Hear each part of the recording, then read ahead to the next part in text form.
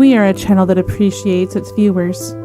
We give our utmost effort for the best quality content, and we even push for the highest quality effort when it comes to how we look for you on screen. Hi. When I need my skin to look its absolute best when I'm blowing the heads off zombies, I set my ring light to 4700K. Because I care. Maybe he's born with it. Join our community. Join a channel that loves its viewers. Join this channel because we care.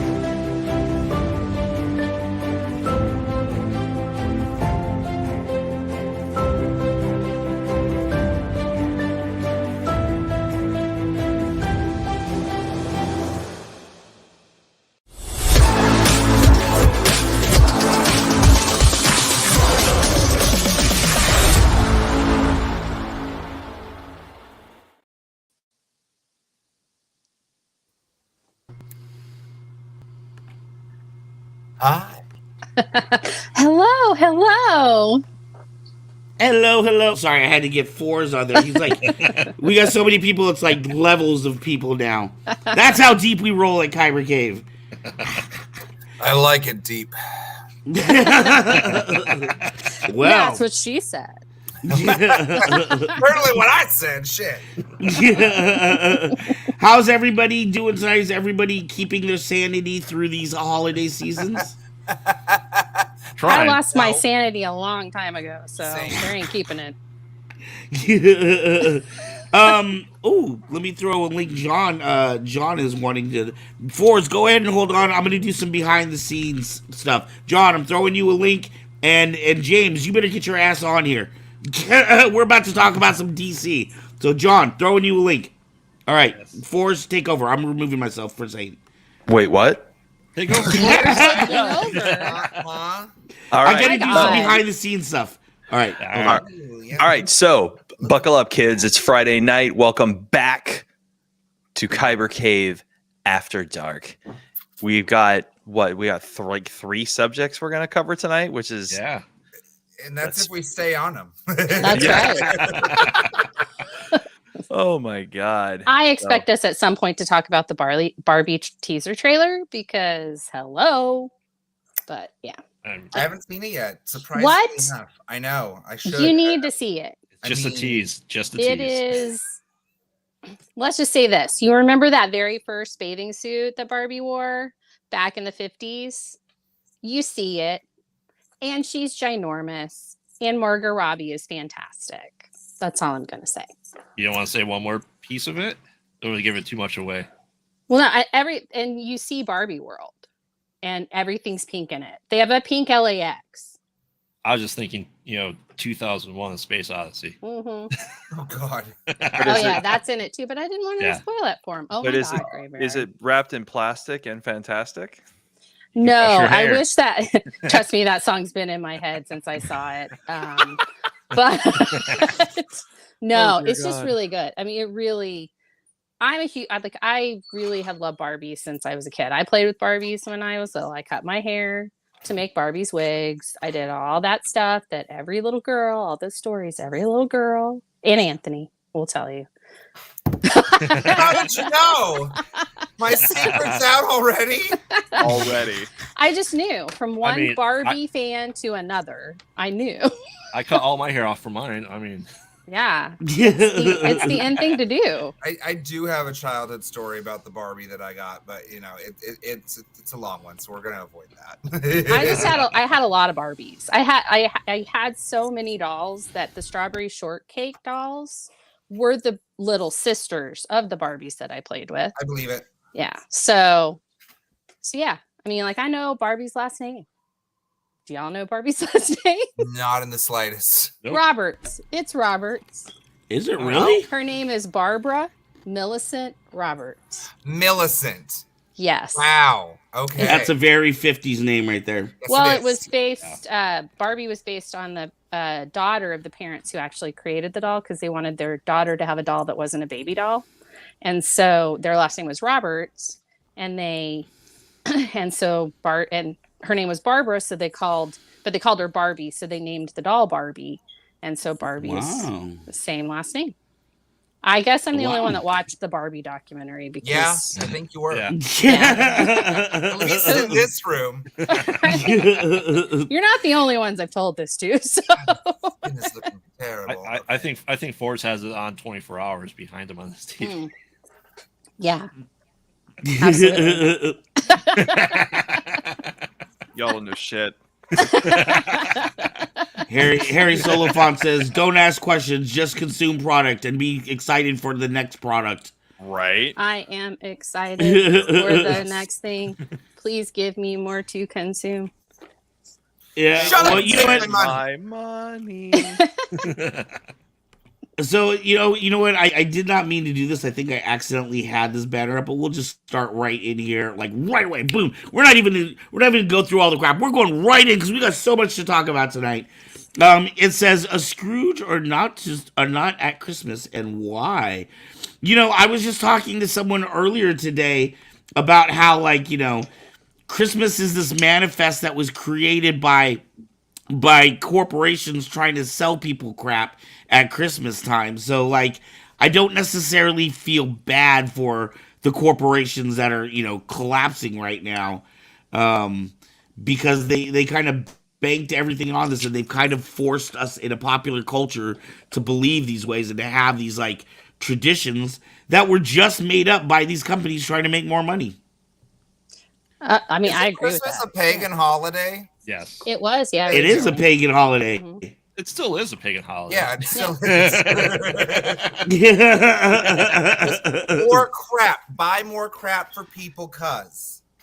Well, right. I mean, it is a pagan holiday, but it's more the pagan holiday is more the 21st, so that's winter solstice.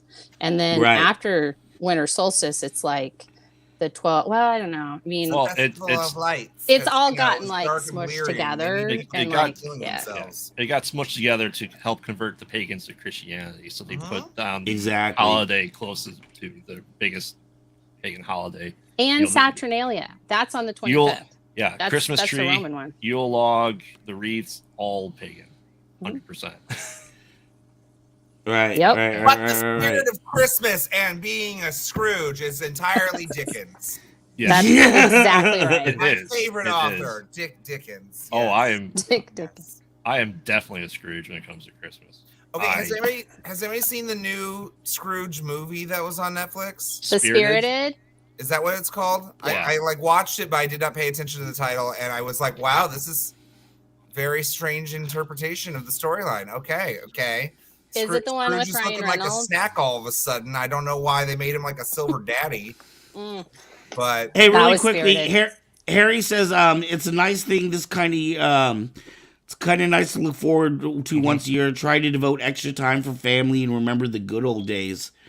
Do you guys do a lot of that? Do you feel like we're losing that as a group of people? Like, I feel like when I was a kid, I used to drive by more homes that were decorated. And, you know, I don't even have a tree up in my house right now.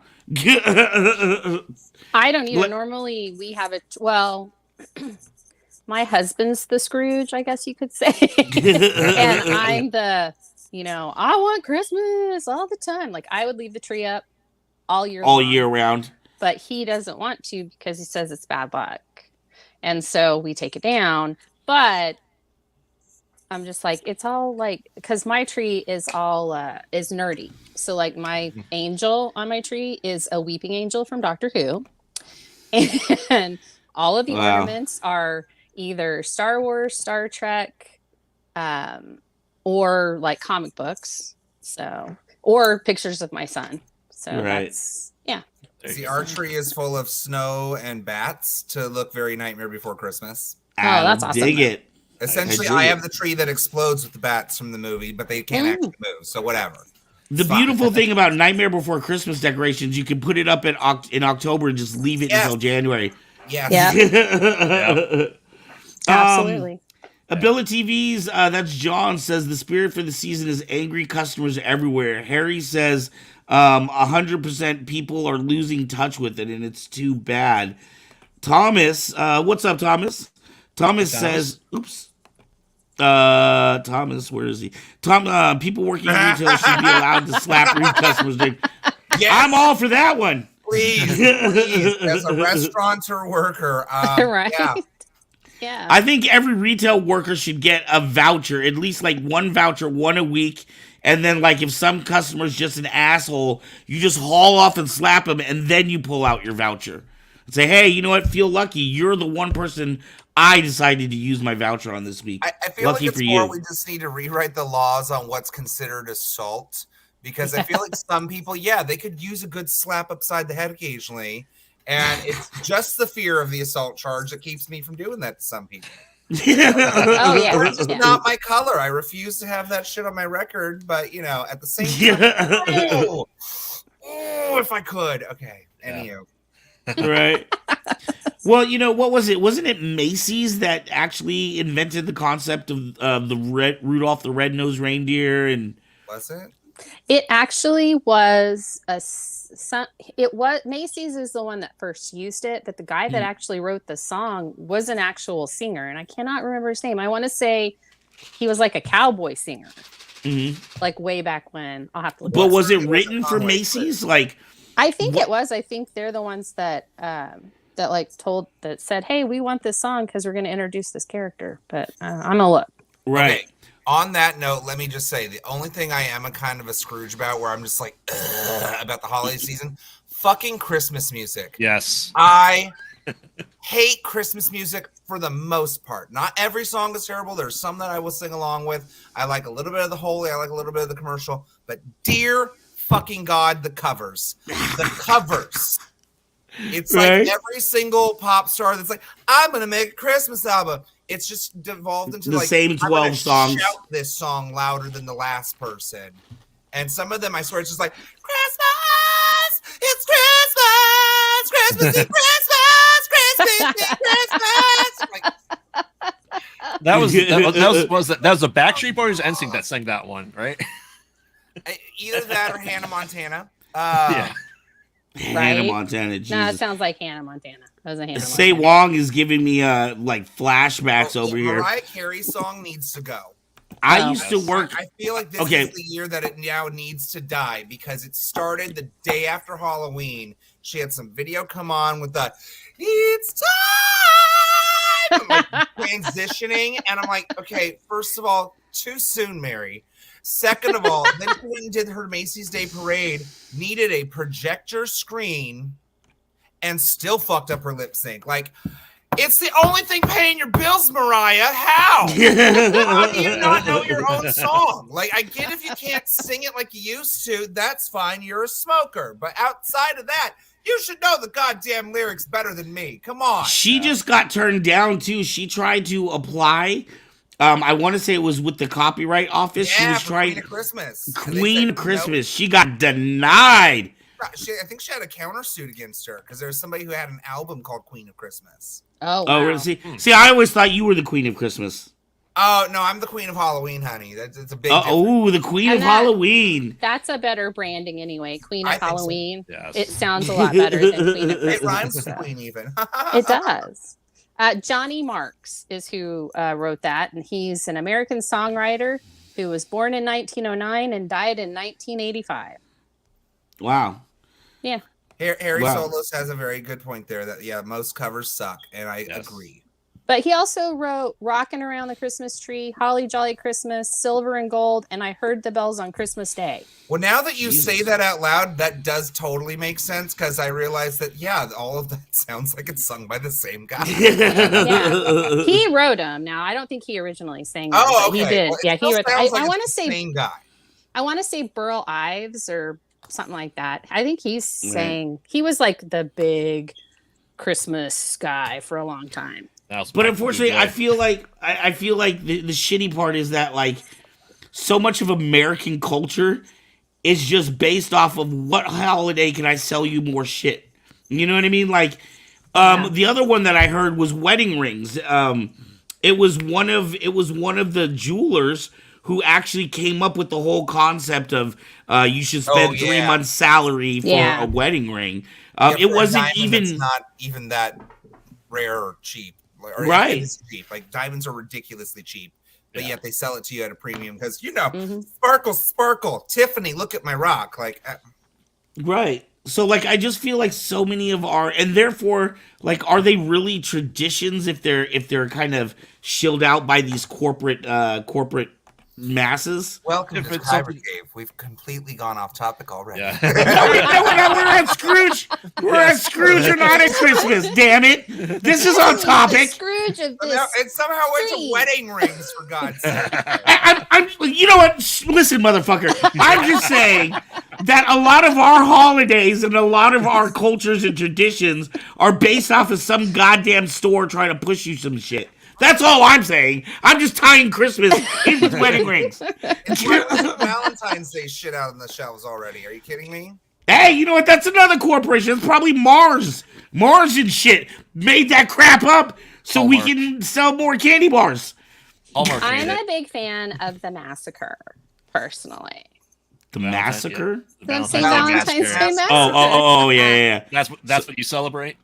Yeah. No, my birthday's the day after, so I'm like, you're getting me a separate gift for Valentine's Day. You get me a separate gift for my birthday. And I'm getting all the half price candy that I want. Hey, James, where are you at? Damn it, come on here.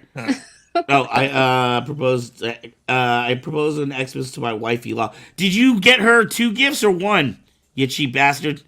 Well, did she only get a ring that year, or did she get like a Christmas gift and a ring?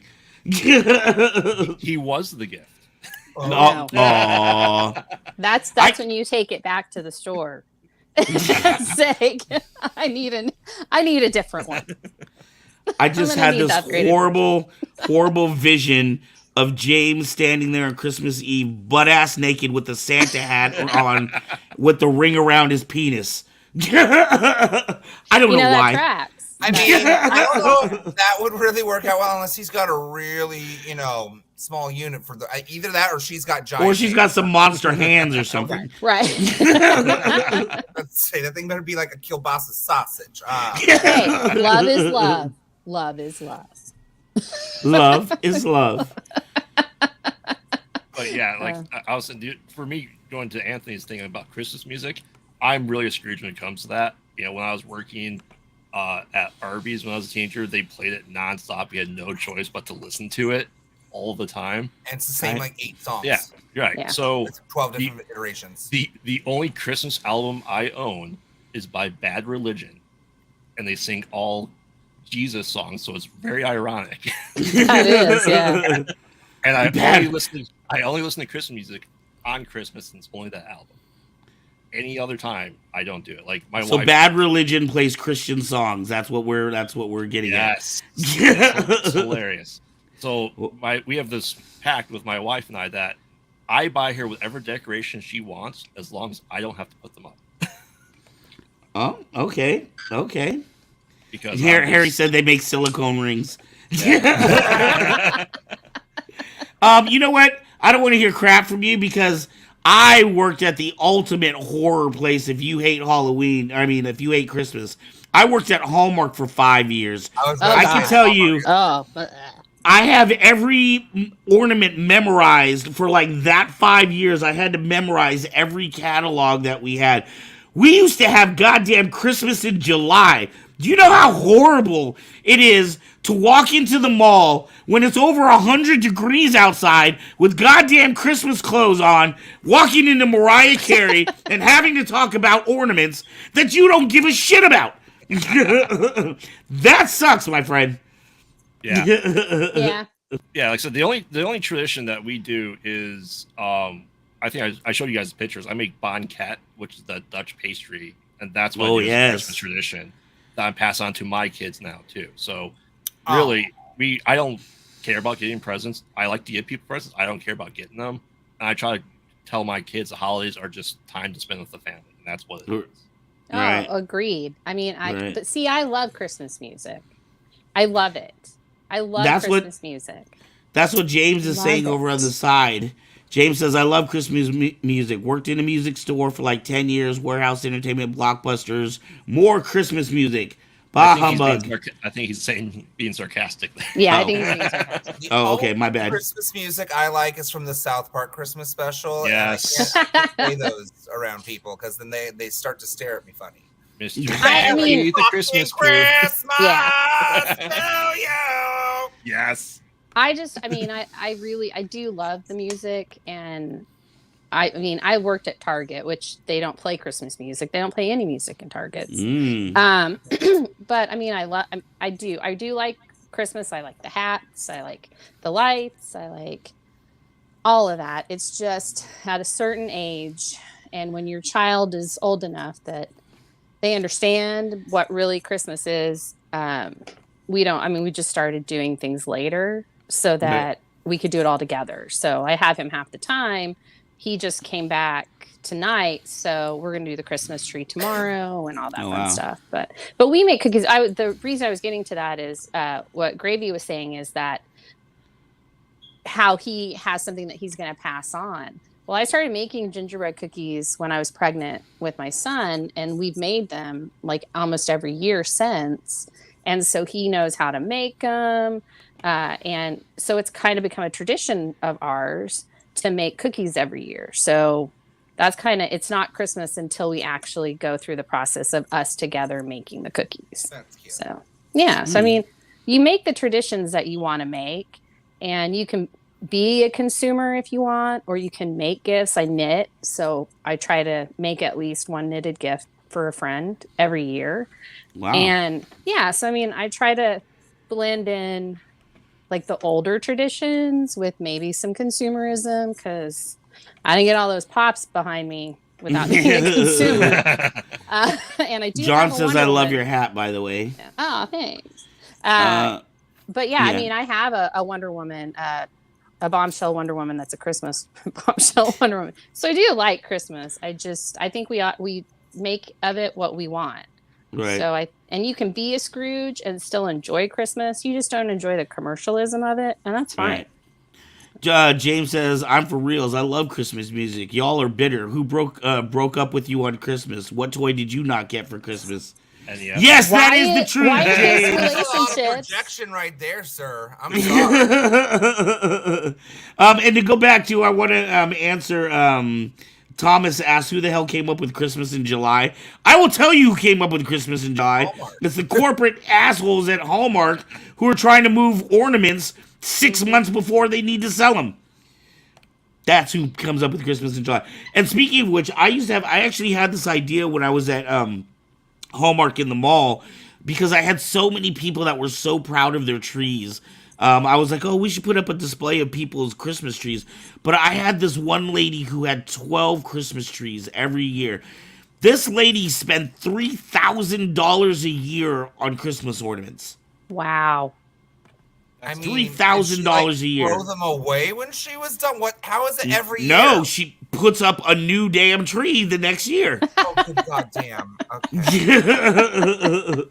Well, I mean, Queen Victoria and Prince Albert, they had a tree for every child that they had. So each Christmas, each child had their own tree that had presents under it. They're the ones that brought the Christmas tree over from Germany. So. Ah.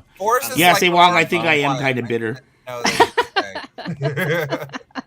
I just want to know why James has this weird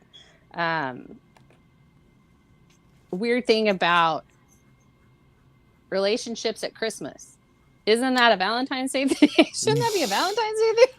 Relationships. Well, but I mean, just like Graves said, it's like supposed to be about, relationships don't necessarily have to be, sexual relationships. It can be a relationship with your kid, or, it is supposed to be about bringing family together and taking, counting your blessings throughout the year and being grateful for the things and the time that you've had together. Right. I think that's kind of like the message that Scrooge learns at the end, is that you have the ability to have these connections and be with these people, some of whom don't like you at all, but like some of these people truly care about you and maybe give a fuck. Like that's the beautiful thing about it. Right. Well, and also before Queen Victoria, to go back to her, before Queen Victoria, actually Christmas was more about couples. It wasn't about the family. You actually spent Christmas with your significant other, and then you you got 12 days off. That's where the 12 days of Christmas comes from. But it started on the 25th and went through the 5th Is that of why the January. True Love gave them so much shit? I mean, Yeah. Well, no, they would like you wouldn't even eat a lot of meat during the year, and you would have some at Christmas, and like so the peasants and the lower class, they actually they didn't have to work for 12 days, and back then they worked every day. You didn't get a day off, you didn't. And so you basically you just gathered more people together, and you would have these huge meals with lamb or goose or like whatever, and then and all the families would come and eat. But for the most part, it was you and your significant other on Christmas, and then the 12 days after were parties where you just kept drinking the meat and the wassail and all that stuff, and you just partied and partied and partied, and then after the hangover you went back to work. Right. Well, that's basically it. So Victoria and Albert really brought Christmas as a family tradition there, and they did that because every child like had their own Christmas tree, and they made it a family affair. So we can blame Victoria, or we can say, wow, that was such a great idea, if we're Scrooges or Christmas Right. Let's just candies. bring back I want to Krampus. say almost every culture has some kind of tradition because of solstice, right? I mean, yeah. So I mean, even if you aren't necessarily Christian or believe in those practices, I think a lot of other cultures in different ways celebrate that time of year. Not Christmas, but that time of year. Well, Yule log, that was a Celtic Gaelic tradition, and then they had like a whole bunch of other stuff. Like there's mistletoe is part of that. Mistletoe. Ward off spirits. Yeah, and hey, this tree fungus. Yeah, let's make a thing out of it. Well, they believed actually they used to eat the berries. Yeah, and then people died because they were eating so many berries because they liked to kiss people apparently, and ate like tons of berries, and so they stopped. But you used to pick a berry every time a kiss was done, and then once the berries were gone, then the mistletoe lost its lost its power. Being a whore. Yeah, stop being a whore, and you won't die. Hey, look at the berry lamb. I watch lots of movies that say otherwise about being a whore and not dying. Yeah. Well, I don't know what movies you're watching, but the horror movies I know about, the virgin doesn't die.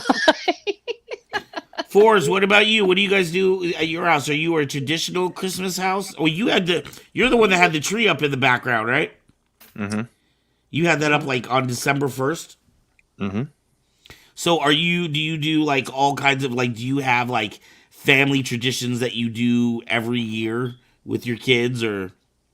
Yeah, we watch the same cartoons on Christmas Eve. We go through like Mickey's Christmas Carol. We go through The Grinch. We go through Charlie Brown. I need to watch Charlie Brown again. After Mickey's Christmas Carol, the boy likes to watch just random like wintry episodes of Disney cartoons, which is something we've done for years and years and years. Something I did for years and years as a kid. They open one thing, and then we just kind of crash after that if we're not just watching. Geez Louise, we started watching for the past, I want to say 3 or so years. We make it a habit to watch Home Alone at least once. Yes. And we watched that the brother of Santa, Vince Vaughn. Fred Someone Claus. help me out. You're not. I think I know what you're talking about. Fred Claus. Fred Claus, Claus. We watch Fred Claus, and honest to God, I watch Fred Claus for one scene and one scene only. Take a guess. Have you tried Arthur Christmas? That's a cute Christmas movie that you probably would like and your kids would like. We watched it one year. I've got older teenagers. I like Klaus, the one on Netflix that dropped like a year or two ago. That one's cute. Is it? I haven't seen that one. I'll have to see it. It's like an Academy Award nominated film at this point, I believe. So, but yeah, Klaus is a good one. It's a different take on the origins of Santa. The animation's gorgeous. It's got a nice comedic, odd duo couple thing going on there. But outside of that, like, it's a good watch. It's a good watch. Definitely gives me a tear at the very, very, very end. But otherwise, yeah.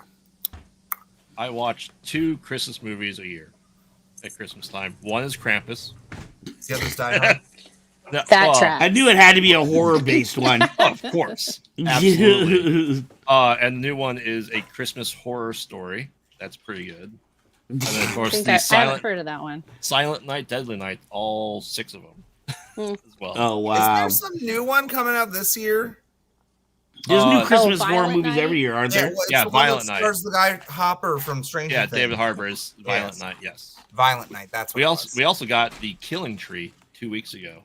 About a killer Christmas tree. Killing tree, oh, killing tree. Like Is that supposed to be Cujo, like but the Christmas. Giving Tree, but the Killing Tree or something? Yeah. Is that the whole thing now? We've got the murder bears, and the fucking Winnie the Pooh. Grinch. Yes. Winnie the Pooh. That's what I meant by murder bear. That's like me with unicorns. I call them murder corns Wow. because they are. They will kill you. They will stab you. Unicorns? Yes. The fictional animal, they will stab you? Oh yeah, they'll stab you. There are real unicorns. They're just goats with one horn. They are. Right. That's what they are. They're land manatees. Yes. Land manatees. Manatees. So how many of us here? Okay, so Frey, you do Christmas traditions. What does your front living room look like right now? Is it all lit up and? Oh no, we haven't even started. We'll do that tomorrow. No, you have. Okay.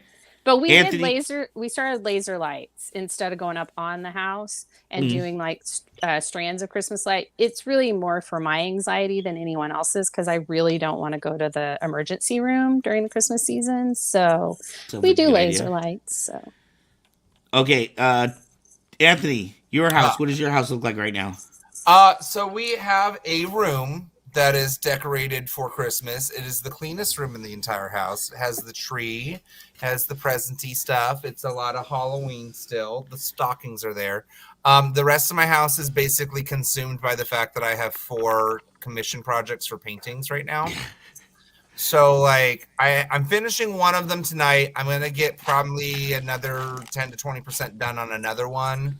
I haven't even started my last one, but to be fair, they kind of hit me up like 3 days ago to be like, hey, can you still make a painting for me? And I'm like, not in time for Christmas. And they're like, well, I need it by the 30th. I'm like, okay, that gives me a whole nother week. So doable. But it's going to be a very fun part in like the pressure cooker situation. I tend to do this to myself though, where like in the last 25th hour or whatever, like I pull it together and there it is. It's magical. I'm making back the money I spent on my mom's gift because her boyfriend really wanted me to get her an Apple Watch for her birthday, which was in October. And for whatever reason, like nobody would sell me one without her being there to like set up the cellular part of it. I'm like, it's a present. It's a surprise. So no, like, and they're like, oh well, we can't sell it to you. I'm like, well, that's the stupidest business practice I've ever heard of. Like, take my money, have her come back for her to access it. I don't know what they're scared of or what their contingency is, but whatever. So she's getting an Apple Watch for me this year, and she doesn't watch the show, so that's not a spoiler for her. My mother is in bed right now, so. All right, so here's the ultimate question. Here's Die Hard. Is that a Christmas movie? Yes. it is. It is. Mhm. Why? Because it happens at Christmas time? Yeah. Yes. So is Deadpool a Christmas movie? A Christmas party. Deadpool didn't happen all through Christmas. No, but the beginning and the end is at Christmas. Yeah, and but it was focus on the day or the week of it. Yeah, I It's mean, like, the Love reason that Actually they're is- in that place is because they're at a Christmas party. Yes. So, I mean, the whole premise is they go to a Christmas party, everything And it gets goes horribly hijacked. wrong. So it is, it does have to be Christmas. It's a very bloody Christmas movie, but it is a Christmas movie. And it has a Krampus. And he he gets yeeted out the window. Oh, that's not how Krampus. Alan Rickman. Defenestrated out the window. Oh, I love that word. That's one of my favorite words. What was it? Defenestrated. Yeah, defenestration, it's to yeet someone out the window. Demonstration. Putting that one in my back pocket as top 5 ostentatious words. There you go. You're welcome. Thank you.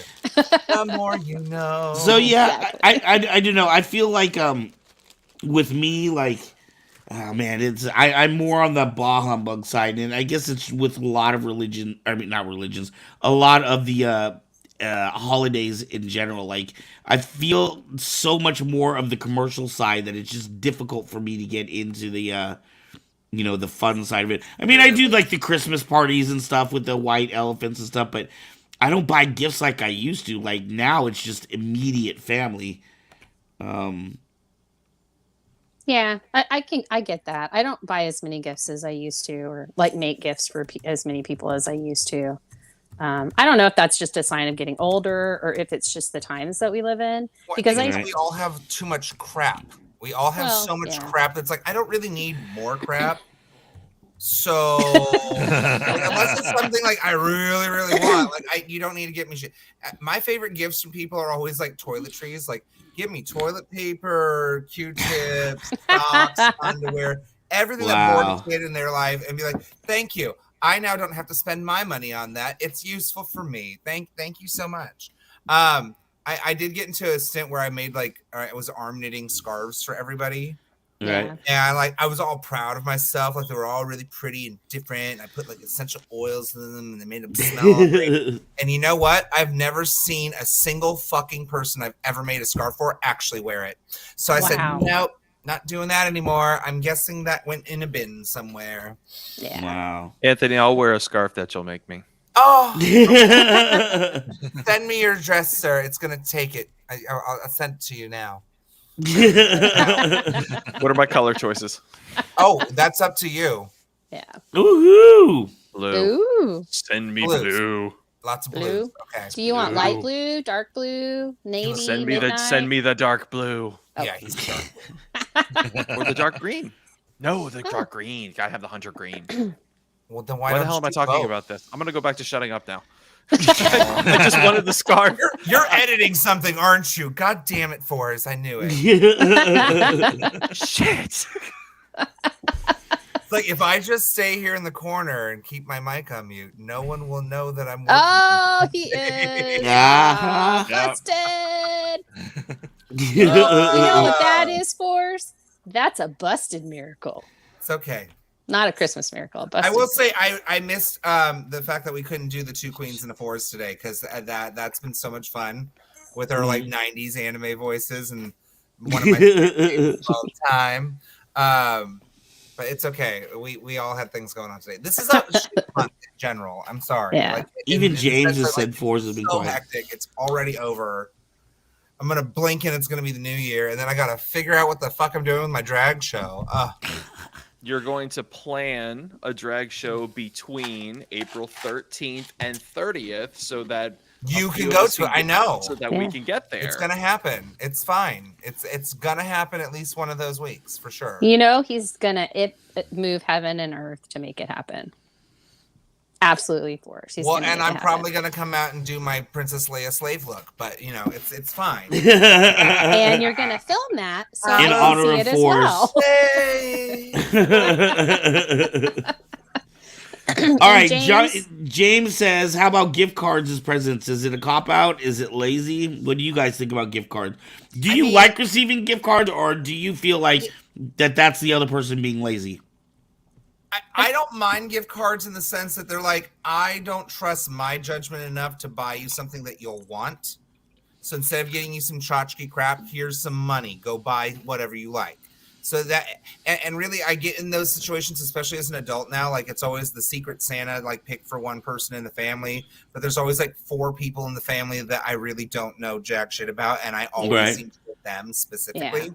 Yeah. But no, like if I can't figure out what to get them, here's a gift card for the amount that we've all agreed upon. Go to Amazon. Like, I think it depends on the person. I really do, because there are some people, they would prefer to get their own stuff. And we call them control freaks. But yeah, they do want to get their own stuff. So giving them a gift card is fine. Like my son, he gets gift cards, he gets gifts, he gets all sorts of stuff. And the reason like he'll get a gift card or my mom will give him money or something is because he'll say, I want this. And she can't translate that to what he's saying, like what he wants. And so she usually asks me, and then I tell him, and he's like, oh, for the love of God, just have her give me a gift card. So that's, Right. I mean, it does give you more choice, and and like I always tell people, especially when I was a much bigger gift giver, I have never been one that would be offended if you didn't like what I get you. I've always told people, and in fact, I tell people, I've got the receipt, or I have, before they were doing gift receipts.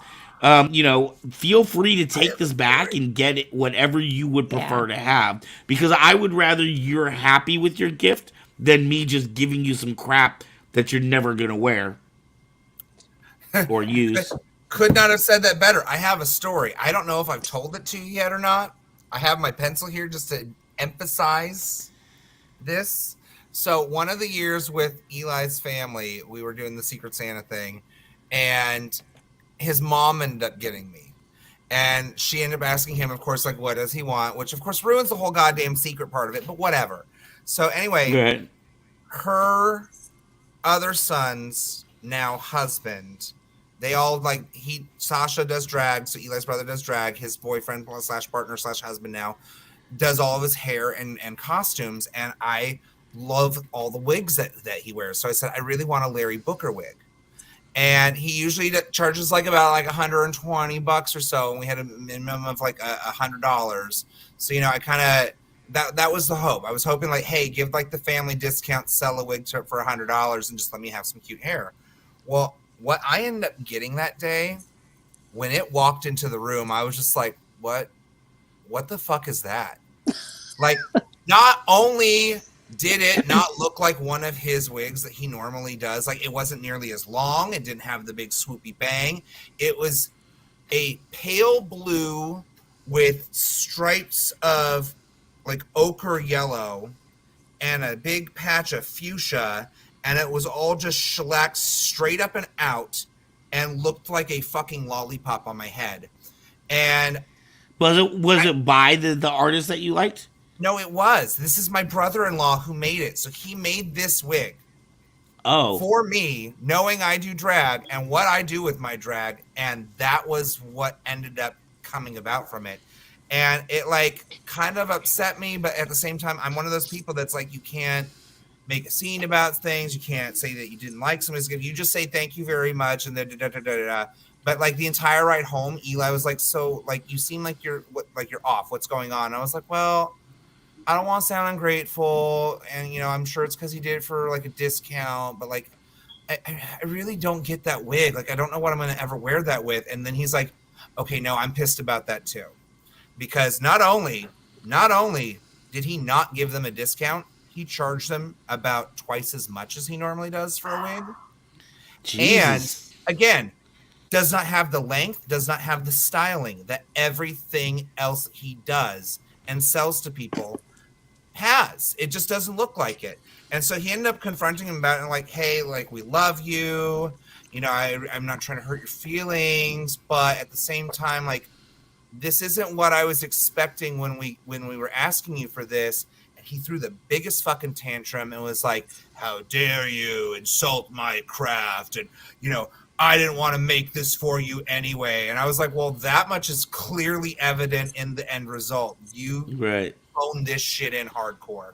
Wow. And they even try to throw it in my face. How would you feel if you did a commission and somebody didn't like it? And I was like, well, first of all, I would ask them what was wrong with it.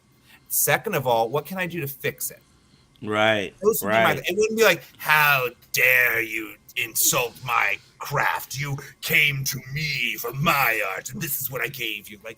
I don't know. That's the only time that I've ever gotten a present that it created so much family drama that everyone's you just have to drop the whole issue. And we're but you agree with us that it's hideous, right? Right. And pretty much all of them are yes, but we also know Larry's a bitch. So unfortunately, you're going to have to suck it up and just let it go. And it's all right, cool. I'm going to learn how to style my own fucking hair from now on. Wow. Fun That's a fact, shame. he's got a queen on the next season of Drag Race that's wearing one of his wigs, and it looks amazing. Wow. Wow. All Wow. right. Anybody ever get any gifts that they just weren't really sure what to make of it? Other than the wig, obviously. My first husband, I had this vest, and it was really cute. A friend of mine, her mom made it, but it was like a southwestern vest. It was made out of like that serape material. It was really pretty, totally my style at the time. Not my style now, but at the time. And so I was wearing this vest one day, and my ex's mom mentioned something, and I said, "Oh yeah, a friend of mine's mom made this, and I love this. It's really cool." So she decided to get me a vest, but it was quilted, like quilted. It was like the big puffy quilts that you see in a vest, and it was pink and pale blue and yellow and nothing I would ever. Like my wig. It would have gone with your wig perfectly. And I'm like Anthony, where I'm like, I'm just not going to say anything. Thank you. Yeah, I was like, oh, it's a vest, and it's a quilted vest. Oh, it's so soft. Oh, this is so interesting. I've never seen anything like this before, and just kind of moved on. And then after, like, we got home, and I was like, did you know your mom was going to get this for me? And he went, no, I did not. And I was like, good. So now I'm not mad at you. It's just like, what the hell? Yeah, I never wore it. Never. Do you guys ever do like just buy like extra gifts and throw them in the closet, like for somebody that you didn't get a gift for? Like, one of my biggest things that I hate, and this is the problem with being a person that doesn't really buy many gifts for many people. I hate when I like get a gift from somebody and it wasn't somebody that I would have expected to get a gift from, but now I feel like, shit, I gotta go get something for them, but I have no idea about this person. I know nothing about this person. Thank God I know their name. Yeah. I'm going to tell you the quick hack for this. It is to get them innocuous things that they can eat. My favorite of which is those $5 popcorn tins. It's a big something. It's Christmassy. It's cheap. It's a good... Here you go. My other favorite thing to do is go to Ross and find any of the hot chocolate package box sets. Oh yeah, those are good. Yeah. Or like any of like those little any of those little gift boxes. Then go to Big Lots. Go to Marshalls does Ross it too. or Marshalls, and you can find something for like under $20 if there's like maybe 4 or 5 coworkers that you're like, okay, I'm gonna have this just in case. Like, I still haven't gotten jack shit for Christmas shopping done, and it's next week. Right. I'm exactly the same way.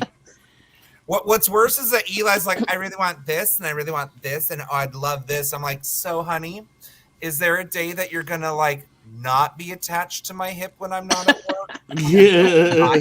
Things, because otherwise, I don't think it's just defeating the purpose of the present. Here's some money, go get it. Like, there you go, baby. There you go. Here's that blank check. Oh my God! Here's money. Go get it. And I'm on the opposite side, because the only people that I intended in buying for were people that are like, oh, I don't need anything, I don't want anything. So I'm like, fuck, what am I supposed to do with that? Well, I never understood. My dad always growing up, he's like, he asked for oil for his car or bird seed because he just asked for stuff that he needed, not stuff that he wanted.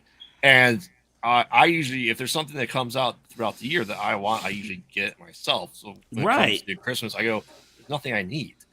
Right.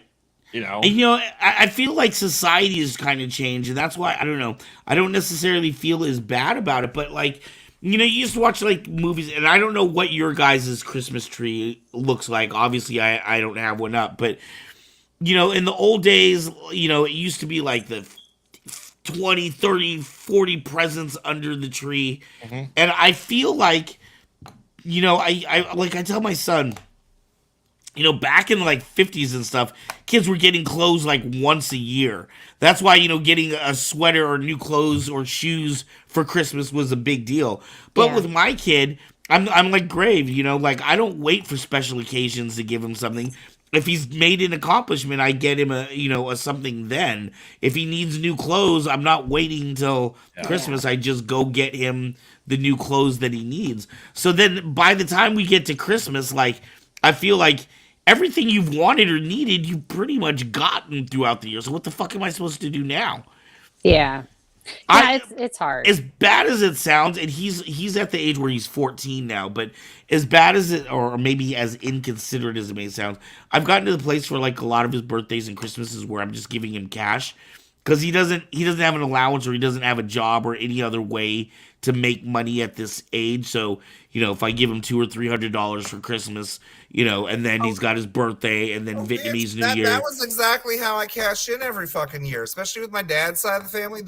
All they knew is that I like to draw and that I will never let them live down the year that they all bought me paper for my birthday. All different sizes of the same brand of paper. I'm like, wow, it'd be great if I had pencils or something to draw on all this paper with. Thank you. But like it got to that point where like that I anticipated I'm gonna make about collectively $200 between all the grandparents and the aunts and uncles. Because most of them like, I don't know you well enough. Here's a card. There is a bill with a president on that is more than George Washington, and have fun with that. Right. But I also got a lot of duplicate gifts. I'll never forget this time that I was like 7 or 8 or something, and I got a pair of Ninja Turtle slippers from my stepmom or one of my grandparents. I forget who exactly got it for me, but they were like Michelangelo ones. And my grandmother, it's like my step grandma because it was my grandfather's new wife. It's not my biological grandma, but still Grandma Bonnie. I knew her. She got me another pair, and I think that like my stepmom knew about it ahead of time and kind of did the hey, don't say anything about it. Right. Just accept the gift and shut up, essentially. And then I still like kind of in secret to her was like, I did already get these, but I like this character better. Like I feel like or something. And so, like, I guess I still made her feel bad, but at the same time, I was like, I was trying to have a moment with you. I like your gift, too. I'm going to lose at least one of these, so it's fine. Like, I'm a kid. I need 2 of everything. Exactly. I need one for my mom's house and one for my dad's house, because, of course, they never were even married. So it's... Yeah. Like I said, for me, I like giving gifts more than receiving. Like, for my wife's birthday and Mother's Day, I got her a Cricut. I got her all the stuff to go with it. Got her a Cricut desk to store all her stuff. So I like to get gifts for people, especially like if I build computers for people. I like to do that as well, just because fun new things I'm trying out on computers now, and hopefully people like it. If it's something close to my life, I want it to be a meaningful gift, like something that I know enough about their interests and hobbies, and be like, here, this made me think of you. Yeah, and then it's something special. I'm really, oh God, I don't know if I'm actually going to get it or not. Eli's aunt makes like all these like leather craft things, and one of the first projects I guess she ever made was this like whale that's a napkin, not napkin, a tissue dispenser. Oh, cool. That's fucking adorable. But one of my really good friends, Kimberly, like loves whales, like has huge collection of whales, and so I was like, how much do I have to pay you to get that from you? Or have you make another one because I want it specifically for her. And the sad truth is she's like, that thing damn near killed me to make, so I don't know. And I'm like, literally, tell me your figure. If it's under $400, I will buy it, okay? Wow. I have 4 paintings I'm doing this month. I can afford that. Wow. What else? We got anything else on this topic? What do you guys think? No, I think we did it. It's time for a segue. I think we killed this long enough. For a segue, and you know what? We're right. Yeah, we did. We did really well. Yeah, that one timed out really well, to tell you the truth. All right. Our hard we only topic got tonight. off topic a couple of times. Only like 4. I don't know what you're talking about. Wow. So from Christmas to the death penalty, here we go. I see nothing wrong. Is somebody like scheduled to be murdered or something? How did this come up? Holy crap! This is like it. So. Yeah, you gotta ask Matt. That's so. Who pissed her off this week? Or my week's been who is she me. just mad at that she decided she doesn't want to get killed for? Right. Forrest, you all right, man? You said you had a bad week? Oh, yeah, it's just been a week. Dude, after last week. Actually, Anthony, sorry, not to jump off topic before we even get onto the topic, but last week's discussion, I was like, damn, dude, I wish Anthony would have been here for that one. That shit got deep. What the Did you? fuck? Oh, man, it got like tears deep. I do remember seeing something in the comments. I was like, wait, what happened? Who died? Yeah, and then Forza's was soul like, I'm gonna died. need a couple days. I'm gonna need a couple days to recover from this. So I just want to make sure you're not still recovering from. Jesus, I needed that day. Like I went on like a 4-mile walk the day after, and I just like kept on walking, and I just kept on. Like I didn't stop walking, and I got like 12,000 steps in by the time I was done, and I'm like, okay, I'm better. Had to walk it off. Walk it off. Yeah, you gotta walk it off. I've just been like really, really stupid hard on myself over my weight and everything. Like I tried the whole smooth face thing today, and I'm like, well, this was an epic effing fail. So I don't know. Like over the last couple weeks, I've seen some face weight come off, and I'm like, it's not enough. I gotta work harder. Do another set. Don't eat that food. It's like Jesus, and my camera's being dumb. So well, not to sidestep and divert, but let me just say, as far as that is concerned, you're coming out here to visit friends on April 13th, and I guarantee not one of those friends gives a shit how much you weigh. I know. Exactly. Yeah. I know. All this that you're putting yourself all through. the stickers I put around town for you. Forrest is coming. Just That know would be that the all that you're putting yourself thing through, ever. you're doing for yourself Yeah. because of imagined, perceived ideas of what other people are gonna have. But those other people just want you, dude. We don't give a shit. I don't care if you look like Jabba the Hutt, dude, with your sexy tail ass. I mean, this wave Leia, I'm not gonna lie, but Yeah, so I mean, I know it doesn't really help for what you're trying to do or make you feel better, but none of us, and I hope that doesn't make you feel bad in the opposite direction. Like, fuck, I'm killing myself for these bastards. They don't give a shit. I'm trying to look sexy for you, and you don't care. No, We love you, dude. Going. I'm. If you're doing it for yourself and you're doing it for your mental health, then absolutely.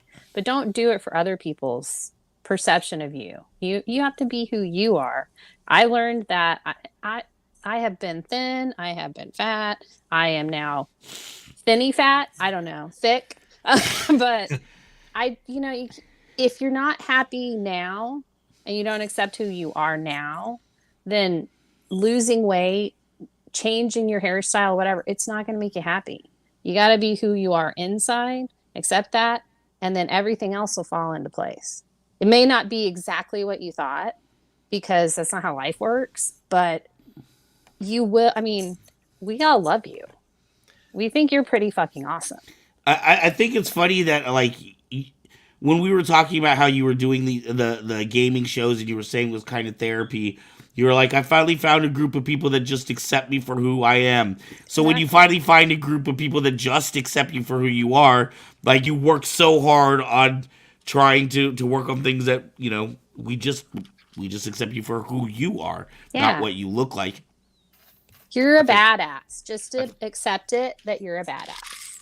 I just want to get off this shit. I'm with you on that. Yeah. Fuck the pills. Yeah, I mean, that's a whole different thing. If that's your motivations and stuff like that, then that I completely understand. But if your motivation is, you want to look sexy for Anthony, I'm sure Anthony will take you however you come. He doesn't care. Phrasing. Phrasing. Oh my God. How you My bad. I didn't mean it like that. You perverts! Thank you. That is, it's called whore. No, Is that your new scent coming out, Anthony? Whore. Oh no, I'm pretty sure it's hookah. Hookah. Oh, French. Why are I French? Came up with something in Italian. I've been studying Italian lately. No, even today, like we were doing the catering for a Christmas party, which sucked. I had to be at a fucking museum at like 9 a.m. Ew. But the guy, the director, who was like putting this party on for his company, ooh, he was a thickum snack. Like he was like bald from the Czech Republic, has his name spelled all differently, like horrible teeth, but just very charming. And like one of those very enigmatic like voices. I was just like, oh, sir, you sound like you could order something in a restaurant in a different language for me, and I'm all about it. I think he's like a bodybuilder. Like he was stacked and stocky, and like he kept on giving me like that kind of like smiley face thing where I was just like, you're a DL daddy, aren't you? See it all over your face. Come meet me and my husband, please. Anywho, so we were talking about the death penalty. We Let's get on got that fun, 1.7 topic. seconds of awkward silence before that was broken. Yeah. Oh God. Oh, Van, we can't hear you. Yeah, you're muted. Oh yeah, Turn it on. man, your mic's off. Something happened. Oh shit. Okay. My bad. I was over here crunching ice, so I turned the mic off and then forgot to turn the mic back on. So what do you guys think? Are you for the death penalty, against the death penalty? First off, wait. Graveyard, you're in what, Indiana? Yes. Do they have the death penalty there? Don't think so. They Trey, have it where I am. You're in Jersey, right? Me? Or- No. yeah. I'm in Oklahoma. You're in Oklahoma. Yeah, Sorry. go south for me to get to the death penalty. Yeah. I can't even do a good Jersey accent. Okay. Sorry. Does Oklahoma have the death penalty? Yes, actually, we do. And several people have died because of it. So I'm not really for it. I actually have a story. Yeah. Hold on, really quick before you get into your story. I just want a really quick round robin. Forrest, does Florida have a death penalty? I think they do. I think I we would do. say they do. Yeah. I think we Yeah, do. and I know we do in California. So we've got one state that does not have it, it sounds like, on this. Mm-hmm. Oh, on no, this board. apparently Indiana does. Oh. It's probably just not used that much. Yeah, it's Yeah. not used very. Even in California, it's very hard to actually commit someone to death under the death penalty. I mean, the only thing that I would find like as a good use of it is, again, like fucking crazy ass serial killers. Like you have absolute concrete proof, like child predators, people like that. Like, yeah, some people, you don't need to be on this earth anymore. I'm sorry. I don't think that it should be inhumane or like torturous. Right. Granted, unless someone like were to hurt my child, and then I would just break the law, lock them into a room, and rip out all of their nails. Yes. Right. Cruel and unusual punishment. Yes. Every strand of hair, one by one. But yeah, otherwise, I think that it is important to make sure that we have all the facts in line and that it's not used frivolously, because there have been plenty of moments where either the wrong person has been accused and died, or it's just like a really fucked up case. There's one with like a little kid that got tried as an adult and was put to death, and he was like 13. Yeah. Most blatant fucking racist moments that I look at and go, what monster is like, yeah, we're gonna put you down? Like, what the fuck is that? So, and the kid had nothing to do with the incident too. I remember reading about that. Frey, you had a story. Yes. Yeah, absolutely. So when I was, oh gosh, I don't even know how old I was, but I had just gotten married. It was in '96, and came back from my honeymoon. Both my surviving grandparents died. My dad's dad and my mom's mom over the weekend. So my father jokingly says, oh, hey, it's like the reverse of 4 weddings and a funeral. It's 1 wedding and 2 funerals. And then 3 months later, he was dead. He died in a bar fight. And actually, he probably would have been okay with going out that way. But he went into a coma. and he didn't regain consciousness. And so, holy shit. Yeah, so he passed away. I say it that way. I struggle with it. His birthday was December 1st. That's kind of why we move Christmas stuff back a little. And Thanksgiving is really hard for me because that was his favorite holiday. So I mean, I have some perspective on it because the guy that did it was tried and he was convicted.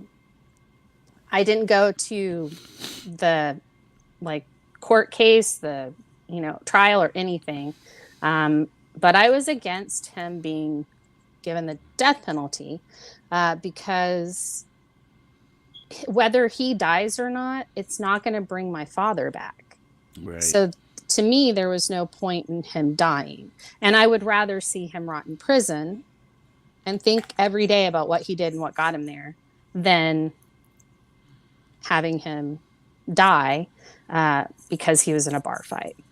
So that's what determined. That's when I was like, well, this happened to me and it's personal, but I don't want to see him die. So that's what made me think I'm not really for the death penalty, except if it is a serial killer and for a fact that's who did it, kill away, because they don't deserve it. They don't deserve to live. They took too many people away from their families. So. Well, and some might argue an eternity in prison is worse than death. But that's a subjective matter. And usually, if they are a heinous enough criminal, someone in the joint's going to take them out anyway. Yeah. Oh, yeah. That's why, especially when people get caught for pedophilia and shit like that, they try to find a way to skirt around that or crimes and whatnot. Find a way of getting me a different charge because if people hear this is why I'm in here, they're going to kill me. And it's yeah, prison justice is its own fucked up thing. Guess you shouldn't have made the choices you did. Right. Oh my God, there's consequences for actions? Never. But even, I don't know. Well, that was, if you're rich enough, then really never. But it's whatever. It's that.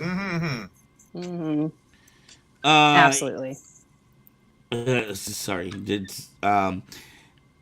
Yeah, that one's kind of tough for me because I think about prison itself and I'm so against the way prisons are run right now. I feel like a lot of prisons aren't actually meant to rehabilitate anybody. They're not meant to make society better. Really, all they are institutions of torture. And you can say I'm hyperboling or exaggerating, but when you throw somebody into solid confinement for a year or multiple years on end, you are basically destroying a person's brain. Yeah. Regardless of what they did, human beings are social animals, and when you throw somebody in a hole by themselves for a year or two, that person's going to come out pretty fucked up, and there's going to be no therapy getting that person back to being a normal human being. I see that. I also think about I call the in California we have a lot of fires out here. And then you have the state slaves. So basically, you can be a fireman, and if you're serving time, you can go work on the fireman line for 15 or 20 cents an hour or something like that. Put your life on the line for 15 or 20 cents an hour, and then guess what? If you make it out of prison, you can't become a fireman because you've committed a crime.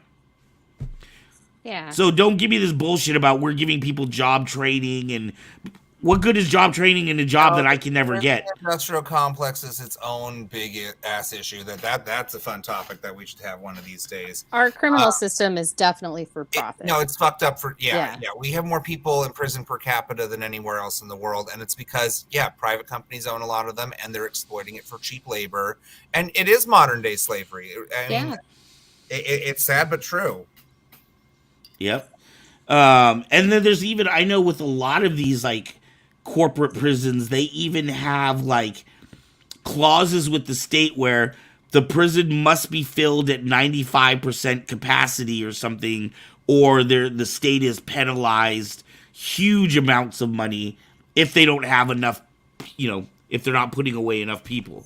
Yeah. No, that it's totally, there are so many systems here in America that are so backward, and it's just amazing. The criminal justice system, the prison system, healthcare system, all of them need to be redone. So. I've often said I feel like there are 3 things in the United States that should never, ever, ever be prophesized, and that's education, medicine, and the justice system, because those 3 go along with life, liberty, and the pursuit of happiness. Yeah, absolutely. They're in direct correlation, so therefore I don't feel like people should make profits on those things. Well, sadly, that means we have to, hope that either half of Congress dies eventually or vote them out. Yeah. Well, more than half of Congress is over 70 years old. Yeah, so. I know. Can the coronavirus do its goddamn job? I'm joking. They already got the vaccine before us. Oh, yeah. They got the vaccine well before any of us did. And if they did get it, let's just go ahead and pump you up for all of these drugs that are going to make you fine. Yeah. Right. Well, plus the fact that they get free and unlimited health care. Yeah. I mean, that does make it a little bit easy. If they just gave everybody in America the same health care that Congress gets, we'd be a very healthy society. So. Right. And fours wouldn't have to take all of that medication. I'm trying to that's that way. I'm like, where's my finger? Ooh. That's a whole different topic. I want to get into one night, is the correlation between where's my food companies and drug companies. Where's my finger in comparison to fours? Yes, everybody just point at fours.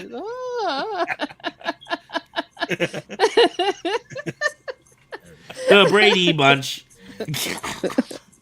Well, let me ask you this about the death penalty. If we exclude the death penalty, the argument that people could make is there's no penalty then, that if you go around killing people, then you don't have to worry about getting the death penalty. Do we think if we get rid of it, we'd lose, a potential of people having this fear that they'd get killed for what they do? I don't think that that's the motivation from people that do shit like that. Well, I know. Really, a lot of the times, if someone's going to go on a killing spree, they plan on taking themselves out after they're done anyway. Right. Mm-hmm. So I don't think that the death penalty really does instill any fear into the people who are going to perpetrate crimes that will warrant it. Right. And on the death penalty thing, a lot of prosecutors will use the death penalty as a negotiating tactic to get them to confess or get them to tell them something. Yeah, and then they'll take it off the table. So even in states that have a death penalty, like I guess all of our states do, but they use that. I mean, I'm a huge true crime person. I watch all the serial killer stuff and cults and all that. And most of the time when they're talking about, this is a death penalty state, they didn't get the death penalty because they said they would show them where the bodies were. Right. And so they used it as a negotiating tactic to get the bodies off this one guy, and they found him and he didn't get the death penalty. So more than anything, I feel like the death penalty nowadays is really a negotiation tactic. So I mean, yeah, I think what I was saying was I think that's what people say the point of the death penalty is supposed to be a deterrent, and it's not. It's not. Right. Maybe if you were caught stealing, you get your hand chopped off. That's one thing, but it's the punishment for the crime obviously doesn't always fit. Like Anthony said, if something happens to your kid, I would not want death penalty. I'd want to be able to go in there and just take a fillet him whenever I felt like it. That would be the one for me. Like, let's change that to let the family of the victim do whatever they want. But then, of course, it's going to fall into cruel and unusual punishment and all that other stuff. So it's right. Well, I mean, if somebody kills my child, then I am not going to give them cruel and unusual punishment because I'm not going to do anything to them that they didn't do to my family. So to me, that's it. Now, it may be a little biblical. It may be cruel, but not unusual, right? Yeah. But I'm not, I mean, look, I couldn't go to my son's school when he was bullied because my ex was more afraid that I was going to decimate the school than anything, because I was like, somebody bullied my child. Oh, it's on. And they were like, no, I would have had a camera crew with me. I would have been like, oh, you're going to bully my child? Well, let's talk about this. You know, I mean, and I would have been like, yes, kill me. Yes, I will take the death penalty if I'm killing someone. But I mean, it doesn't ever go that way. It's such a hard thing to do, death penalty or not. It's hard to convict someone, period. Yeah. So in this day and age. So yeah, I mean, they just use it as a tool. It's not really even a thing. You hardly ever hear about it. I mean, do we think the death penalty is now kind of archaic? You know, so when I was a merchant marine, and I worked for Exxon, I was in Europe. I was on a ship in Europe. It was the old Valdez ship, as a matter of fact. Wow. And I remember getting a ride. Like I was in Milan. I was getting off my ship, and then I was going to a different airport. But there was like a local taxi guy that had to drive me for it was like a 2-hour drive to get to the closest airport or something. And I remember him saying that Italians think that Americans are just monsters for having the death penalty. And in fact, I guess a lot of European countries don't agree with the death penalty. Well, again, look at their prisons, though. Yeah. The prisons that they have out there actually probably rehabilitate people and give them something that they can work towards to better themselves. Maybe not Russian prisons, but you know. Not Russian prisons. Yeah, no. That one, if you go into the pit, you're never coming out. If he dies, he dies. Oh no, poor man, he disappeared. I have no idea. He dropped into a hole. We did not find him. I'm not against prison systems, obviously, but I'm really against how prisons are run. I've had friends that have gone to jail, and my boy was telling me, like when you get in, you got to click up right away. He's black, right? So he had to hang out with the black people, even though he was cool with Hispanic people and white people and everybody on the outside, right? But once he got inside, for the sake of survival, he had to join a gang. And I was like, isn't that kind of going against what they're supposed to be trying to do in the prison? I mean, if we are trying to rehabilitate people, what is like letting them click up and get into gangs? How is that helping things? You know what I mean? And it doesn't. It doesn't. Yeah. I don't see our prisons as rehabilitating centers at all. It's a survival setting. You have to survive. And that, I mean, it shouldn't be a spa getaway to go to prison. But if you are going to go to prison and you do genuinely want to rehabilitate yourself, you should be able to do that. And a lot of prison systems don't even do that anymore. Right. So, they don't have the proper counselors. They don't have the proper, like a lot of these prisons don't even have libraries anymore. No. Well, that's because they have the internet. Now, let's face it, if I ever went to prison, you all know exactly what I'm going to do. I'm going to be a hoe. Oh, yeah. You're going to be my bottom bitch and be like, yes, daddy, I am. Actually, you'd pull out like a calendar. The soap. Oh, no. No, you would have a calendar and you'd be like, I can fit you in next Literally. Tuesday. If anything, I'd find like the biggest, buffest dude that's like running the shit and be like, okay, I'm going to suck his dick and make him fall in love with it. Say Wong says the methods used to carry out execution is brought into question: lethal injection, hanging, firing squad. Yeah, I mean, we were just saying the other night. I think we were talking about this. Oh, on Hearts of Kyber, we were saying, interestingly, the human being is one of the few animals on this planet that has a chance of not dying in a violent death. Like 98% of the animals on this planet are going to be eaten as their last memory. Their last thing they're going to remember is seeing some other animal barreling in on their face. We as human beings have the luxury of at least the chance of not, dying a horrible, violent death. But I mean, how do you get around executing someone without it being horrible and violent? You know what I mean? Well, I think the lethal injection one is decent enough because it's something that puts them into a controlled coma, and then they're given something that seizes up their heart. So they die, but they're not conscious and aware of it while it's happening. But you are in a coma, aren't you? Well, no, you are in a coma. That's what I'm saying. It's like they give you 3 different injections, but one's the first one to put you under. The next one's I forget exactly what the steps are, but one of the last one stops your heart.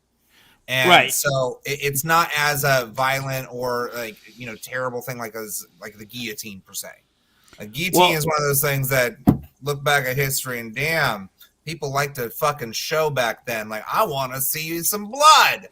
Personally, I would love to see a convict death match where it's just like full on Coliseum style, and have the occasional person fight a bear or a tiger. I want to see that. Or why don't we just do the Running Man? Huh? Running Man. Running Man. I would love to see a remake of that movie. I would love to see a reboot of the Running Man. That's such a fun one. Oh. Let me ask you guys, if they had public executions like the good old days, would you guys go see those? No. I've seen too much death. I've had enough. Yeah, well, Forrest, you're in a different situation. Yeah. I don't know. I don't think maybe one. Well, I mean, Anthony's talking about a gladiator style thing here, right? And of course, I realize, we're having fun, but I mean, that would be a form of execution, right? Would you actually go and watch that shit? I think that there's probably already an underground market for something like that, if I'm not mistaken. Yeah, I and I think we've got so much entertainment now that it's almost like we've surpassed that. You know what I mean? Like, people can go and watch someone be killed, but they have to have like an interest in, like a reason for being there. But yeah, I mean, I think we may have already passed that. We have too much entertainment now to think about that. I mean, I don't know, dude. There's a black market out there. There's a dark internet. Yeah. I don't think there's as many people want to go see something like that happen. Most of us would be like, "Oh my god, I just witnessed that," and then it's like you've broken yourself for forever. Yeah. Oh yeah. Eli is bad enough. Like, he is somebody, for some reason, like, he's always afraid he's going to see like a dead body, like in a ditch or somewhere out in the woods. Like, he doesn't like to drive in rural areas because of that. It's like, I guess from like watching all those true crime stories and whatnot, I'm like, honey, the chances of you actually seeing a dead body in broad daylight out in the open on the side of the road, pretty slim to none. Like, if we're going into the fucking forest in Japan, on the other hand, yeah, that one might be a bit more of a maybe close your eyes. I don't think we would ever go in there. It's too spiritually charged. Are you talking about the suicide forest or the haunted forest? Yes. Because there's 2. Of course there is. It's Japan. There's 2. Anthony, it's funny that you said that, because literally the first time I've ever seen a dead body out in public was last week, like just a few days ago, and this was on my way to school. So I work as a teacher, but the way we do our school is we pick up all our own kids. So there's not like a bus service that does it. We go and pick up our own kids. Yeah. So you have the driver and then you have the assistant. So I work as the assistant in the van in case, one of the kids act out or whatever. You have to try to protect the driver and make sure no accidents happen or whatever. And we were driving through Vallejo, and this is like 7:54 in the morning, because I remember looking at my watch and going, holy fuck, dude. That we were driving through and I had 2 kids in the van, and I saw a taped up corner, and then I looked over and I saw a yellow blanket, and I didn't see the body, but I did see the 2 legs sticking out from underneath the blanket. And the first thing I did was I looked at the driver and she looked at me, and then I looked back at the kids, and unfortunately the kids were looking in a different direction. They weren't faced in that same direction, so we just shut the fuck up and didn't say anything. Yeah. Yeah, Stand By Me, but Vallejo. So Vallejo is definitely a Stand By Me situation on most days. So I had one situation like that where it was a bunch of my friends and I had gone down to Disneyland for New Year's, and it was already like a really hellacious day. Like, we left at like 2 a.m. the night before. stayed at the park all day, celebrated New Year's. I was like delirious and acting as though I was drunk, even though this is well before Disney ever let alcohol inside parks. So I was just tired. But like on the way back to the hotel, there was like a dead body out in the middle of like some intersection, and I want to say we all thought that they had jumped from a hotel. Oh, wow. Like the same situation of like the police had just gotten there and we're starting to set up everything, but it was just like, holy shit. Okay. Well, I guess I'm still going to sleep well because I'm really fucking tired, but damn. Happiest place on earth to that. Right. Wow. What about you, Graveyard? With all of your horror movie knowledge and all that stuff, have you ever seen a dead body? I mean, do you wanna? I saw two of my grandparents in the hospice. And they were pretty much dead. Like they were waxy. They were pretty much dead. Now that person, no. A couple years ago, I put my dog down to James. It's all right. How long were you sitting back there, dude? I totally didn't even see you sitting back there. It's like I was dead back here. For an hour and a half. That way. I have no control over my hands right now. I'm sorry. Watch, I'm gonna distance learning intro this. You ready? He's Jamez. He's Fours. And we're here to talk dead people together. And we're death penaltying together. Graveyard. I mean, I live where I live. You know, I'm not that far from Chicago. I live close to Gary, Indiana. There's a lot of murders sometimes. There's just into Illinois. There's a lot of woods that you can't walk into without dead body, being that they found a lot of stuff like that. I haven't seen, as far as I'm aware. I mean, I've seen horrible car accidents where there's definitely not person surviving that car accident. Yeah, I've seen roofs taking completely off. So like, oh god, chest level. Rotten.com. I used to look at that shit all the time because I'm weird and macabre. Oh, Rotten.com is horrible. Yeah, I mean I mean, obviously horror movies. There's a human interest in the macabre to be able to see that death, like just it fictionalized. Like, but you have like the ABCs of death, or you have the faces of death, which are supposed to be real death that people are seeing, and everyone's like, oh, this is real, and we all think that we'd love to see a snuff film, but realistically most people would not, because it really, seeing death kind of helps. It puts your own mortality into your frame of mind, right? I said, James, have you ever seen it? Sorry, I'm sorry, I didn't mean to cut you off, Graveyard.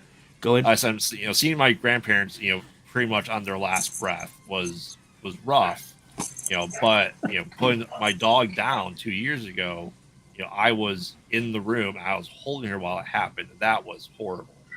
Yeah, it was absolutely horrible. Oh, I've had to put 2 animals down this year. Well, my mom did, but I was there for both of them. Her 2 cats that were like 20. Right. Oh wow. But I think that's the appeal of horror movies, is because it's fictionalized, so we can laugh at it versus it embracing our own mortality that we have. And we're one of the really only species that knows we're going to die. Yeah. What about elephants? Don't they have like elephants will kill you? Up. Yeah.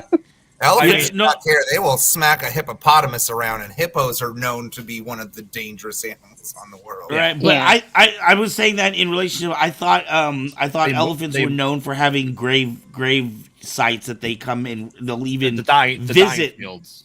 Yeah. Right. Yes, and they'll even come back and visit like past relatives, or like they'll come back a year later.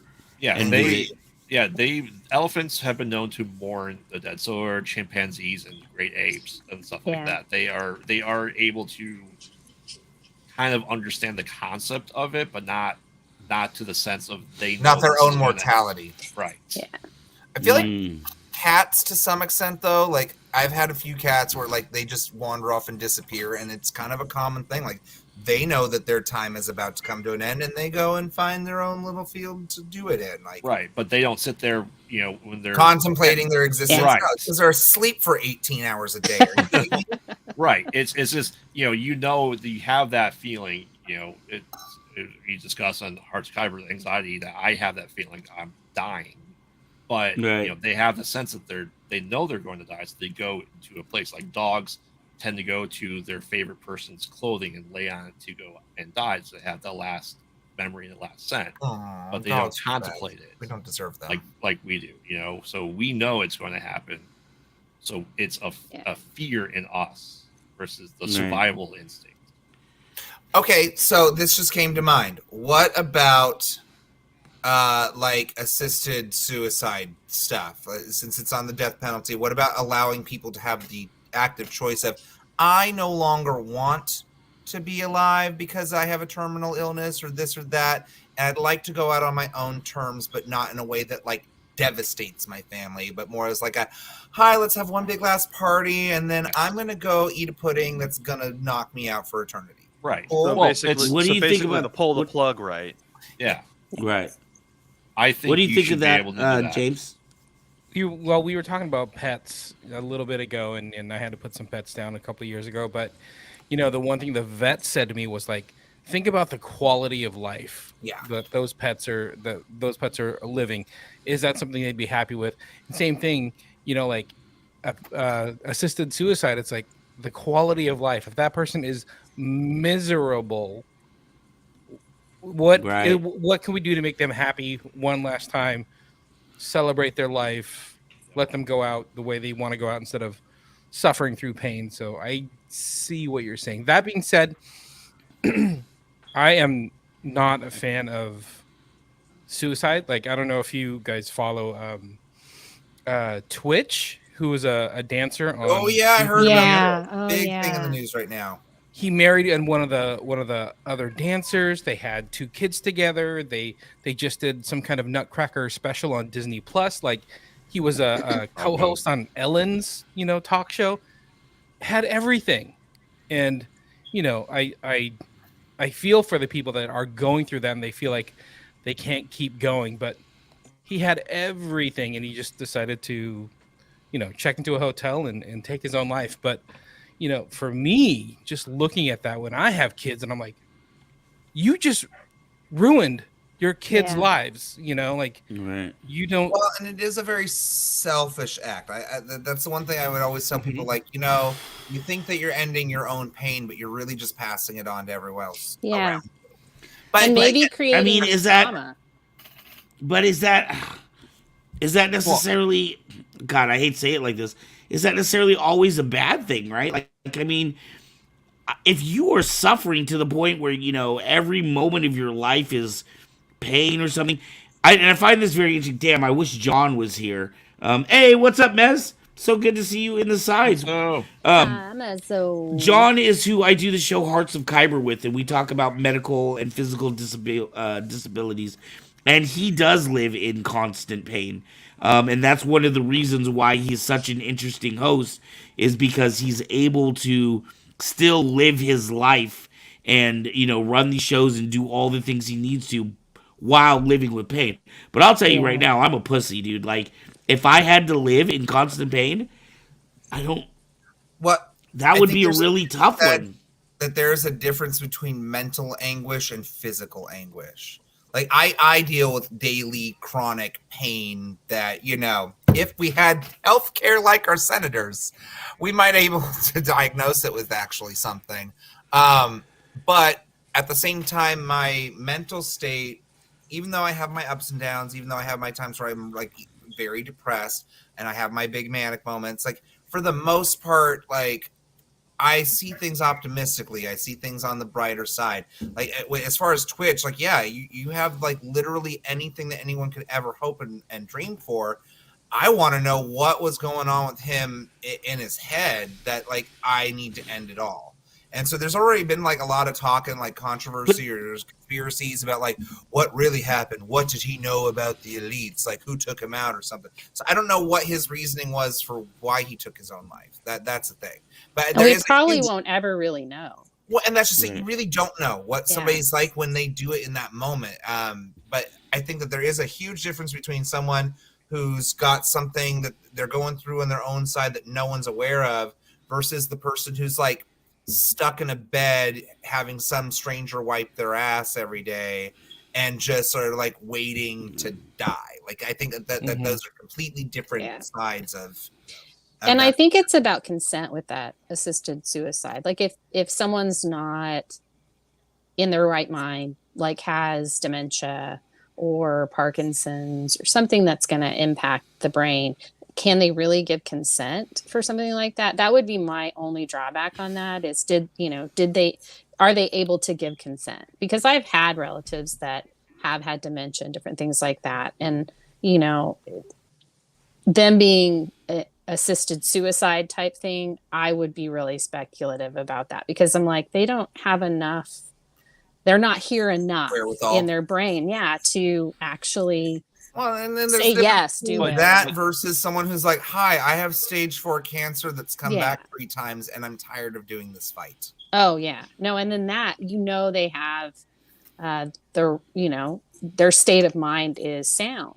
But then it's going to be one of those where there would have to be a protocol. Like you'd ask them and then you would wait a week. And then maybe you'd ask them again and you'd wait a week. And, and then say after this, then, because you may want it one day and then something totally changes the next day. But if you end your life, whether assisted or not, you're never going to know what's going to happen the next day. And so that I think that's what keeps me.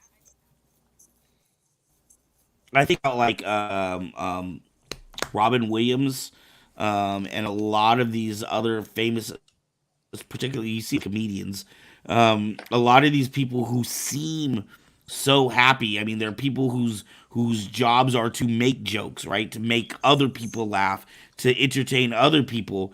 And these are people, Kurt Cobain, these are people who you would think are on top of the world and, nothing could be worse for them. And then they commit suicide. So I think it's so hard from the outside. Full disclosure here. In the last 2 years, it's something I think about often.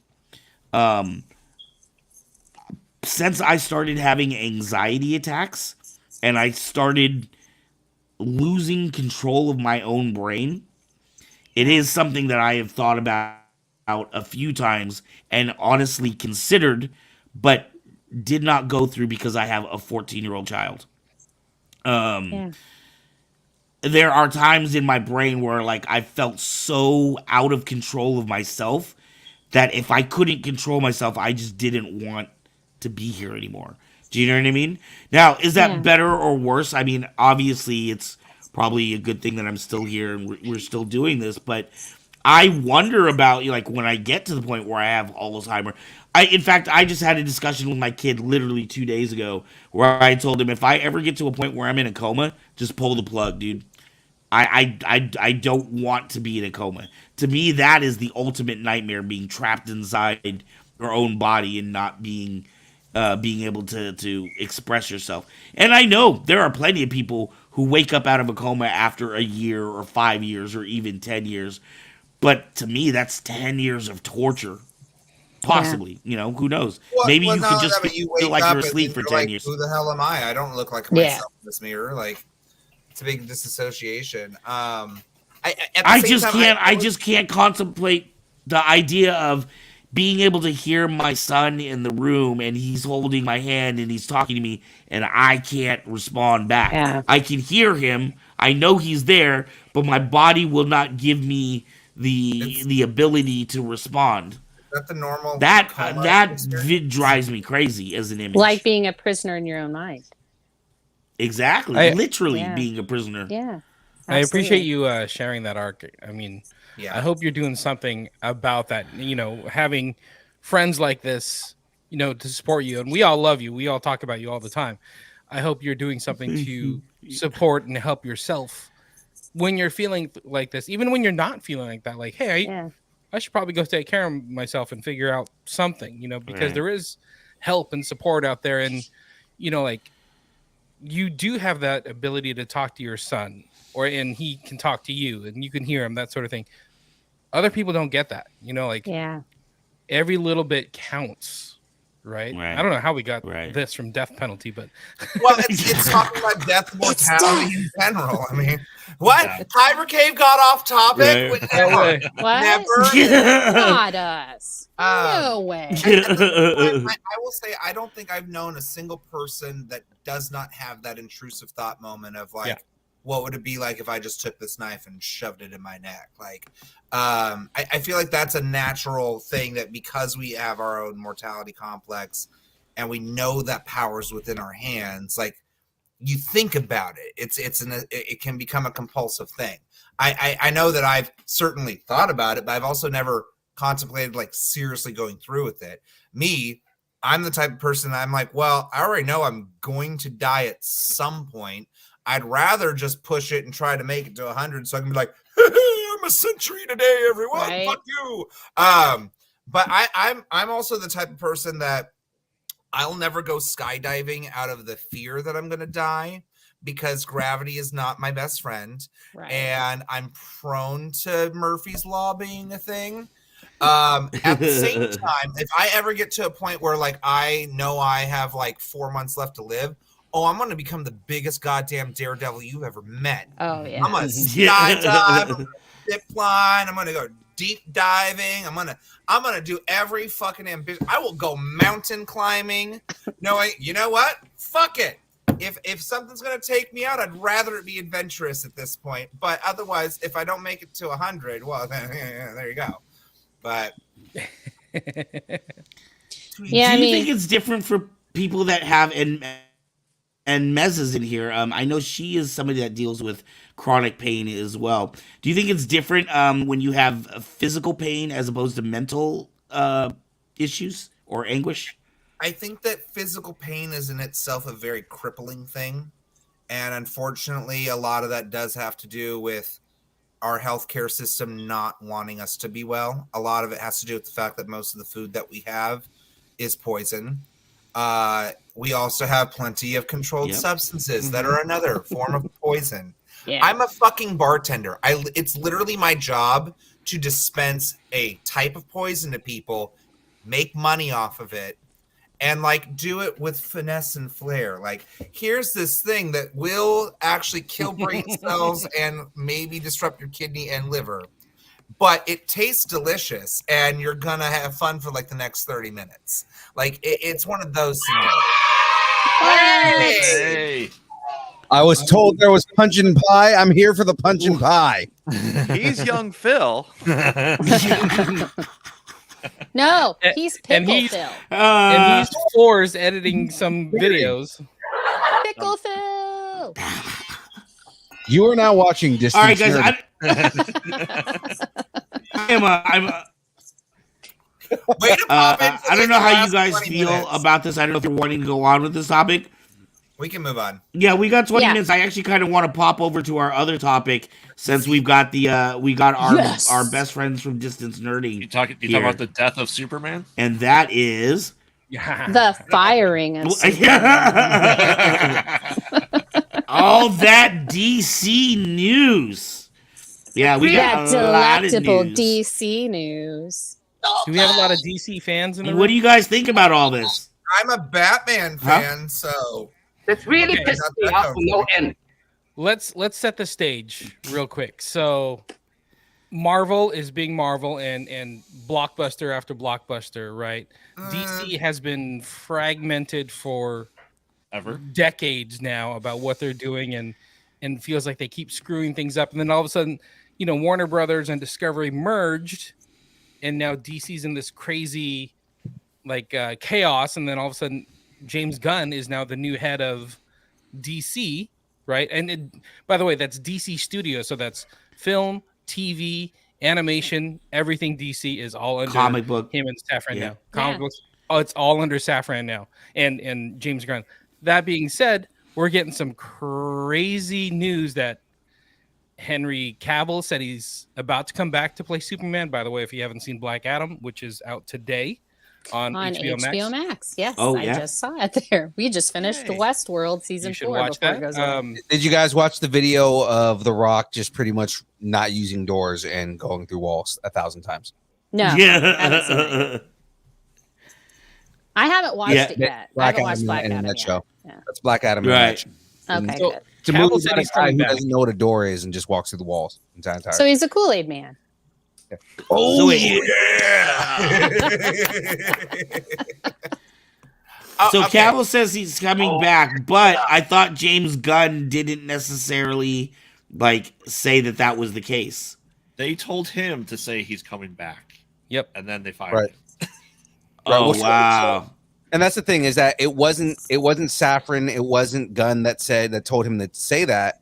It was DC. So this would have been, David Zaslav. This would have been whoever was in charge at the time. It probably would have been Hamada.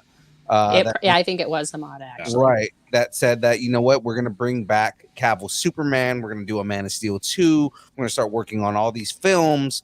And then they give DC to Safran and Gunn, and their entire plan is changing everything, right? Yeah. The whole reason that Cavill's not there, because I'm understanding the reasoning. The whole reason that Cavill is not coming back as Superman is because they want to portray a younger Superman.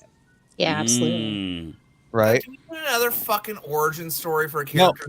No more origin stories. He said no origin story. So James Gunn said there is no origin story. They're not doing is an it origin his story. son that's gay? Like, is that what we're gonna get? Well, I mean, maybe eventually, but I don't think we're going to get Connor right now, right? Like the whole thing is they're going to do a younger Superman. But the thing is, what I'm noticing that Gunn is doing is he's changing things up, but he's saying, okay, we're not going to do the Snyder stuff, but let's find fits for these actors. Because already, we reported on it on Distance Nerding, but like, Lobo. Right. That's what it is. That's one of the biggest things is that he's not. They're not going to have him play Aquaman anymore after Aquaman 2 because it's already in production. Once that's done, he's coming back as Lobo. Yeah. Right. And he's excited. Or for that. Lamoa. Yeah. Which is what I'm going to start calling him now. Right. But I mean, Jason who better to play Lobo than Jason Momoa? Like, give me one. He is Lobo. He's Right. the Earth version of Lobo. Right. I was gonna say the guy who played Hellboy. I forget his name. Perlman. Say Wong says Patty Jenkins was also removed. Yeah. So Patty Jenkins, she put out a statement. It wasn't necessarily that she was removed. What happened is the story that she was writing for Wonder Woman 3 doesn't fit within the story or the cohesive story that they're doing with Safran and Gunn.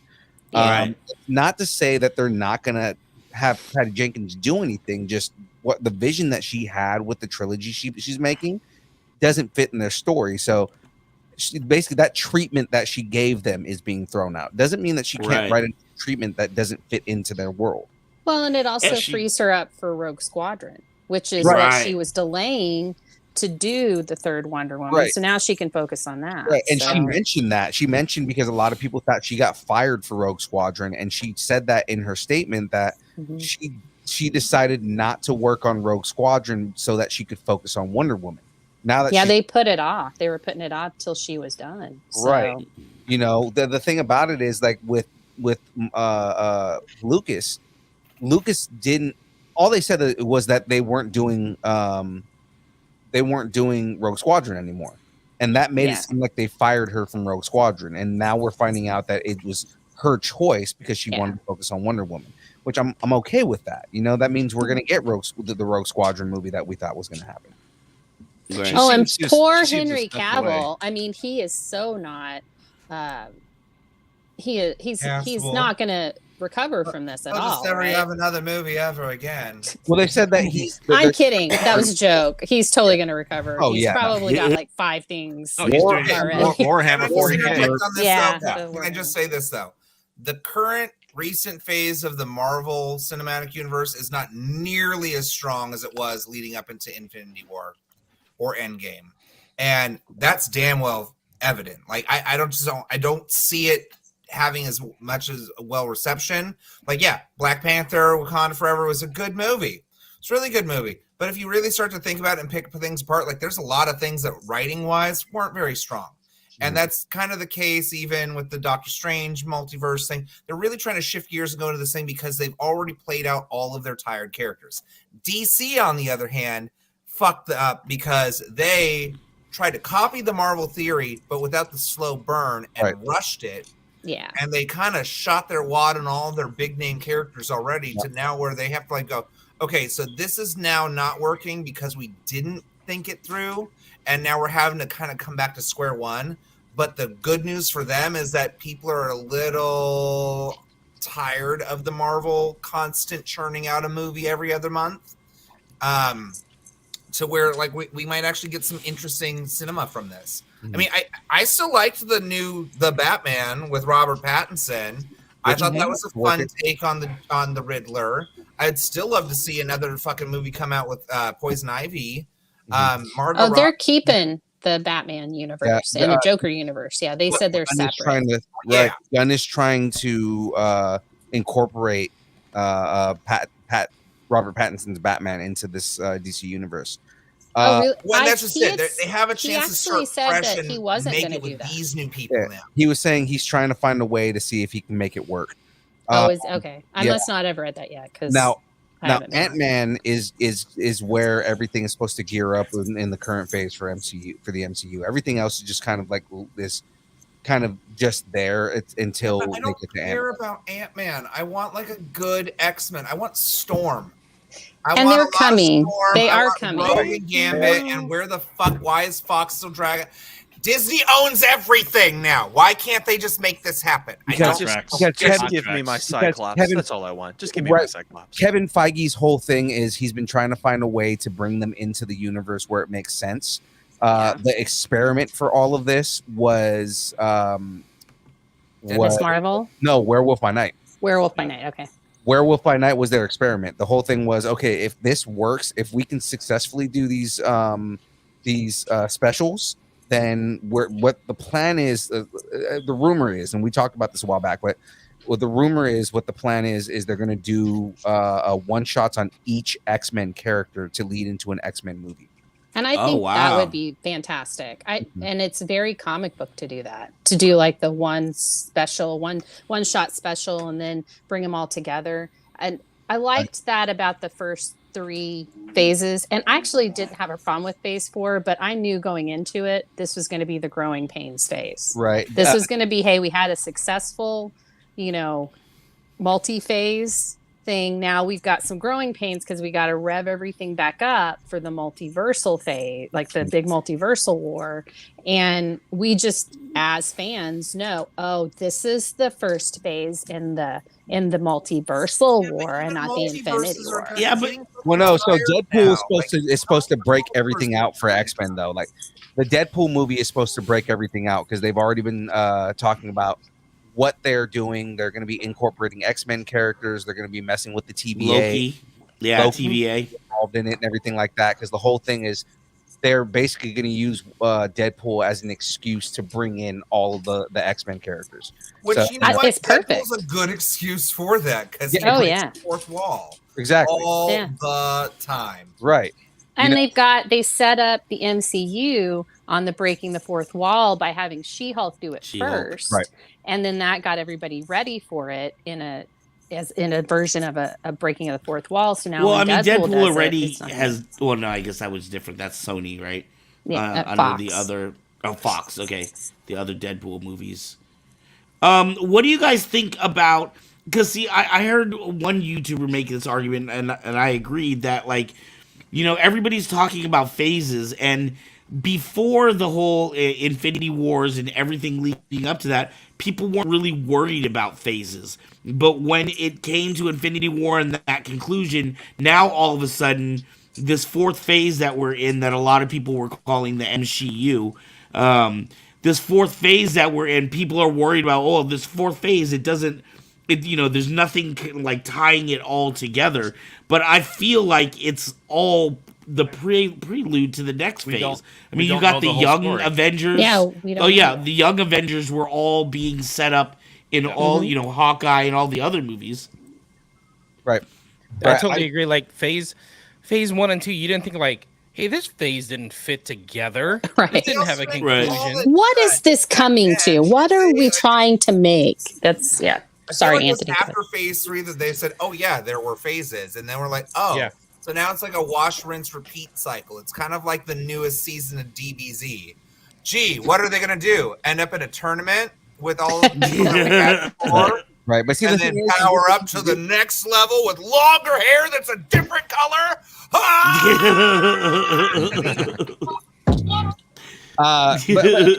So the whole thing, what they're trying to do right now is establish, and they've already established it, to death. But I mean, like, what they're trying to do is kind of establish the multiverse. Talk about that this multiverse exists, kind of get into a little bit of the intricacies, but then they're also telling other stories to kind of go later on. It's all going to mesh together. That's why I'm saying Ant-Man, as much as you may not care about Ant-Man himself, the whole point of Ant-Man is not so much Ant-Man and what he's doing as it is setting up Kang. Just like how he set up Endgame. Right. Yeah. Right. So the whole thing is like, now we're making Kang a credible threat.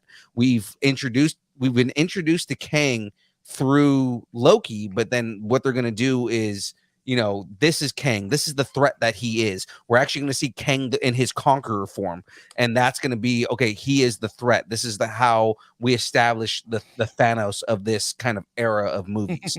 and from there, that's where, they're going to start going into like different things. Again, this is a good time, once you have this establishment of the multiverse and these characters, to explain how we're going to bring in the X-Men, and how we're going to bring in the Fantastic Four, and how we're going to bring in these characters, these multiversal characters. They kind of set it up a little bit with Doctor Strange, right? And Doctor Strange was a catalyst to explain that the multiverse exists in the form that it exists in.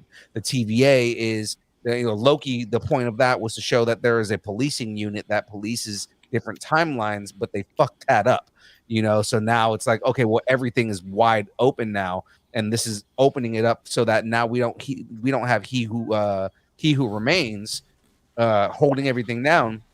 We're gonna get Kang the Conqueror, and and Richards is gonna start destroying the multiverse, and now we're gonna get to this point where 2 Avengers movies from now, we're going to get into Secret Wars, where they have to fix all the timelines.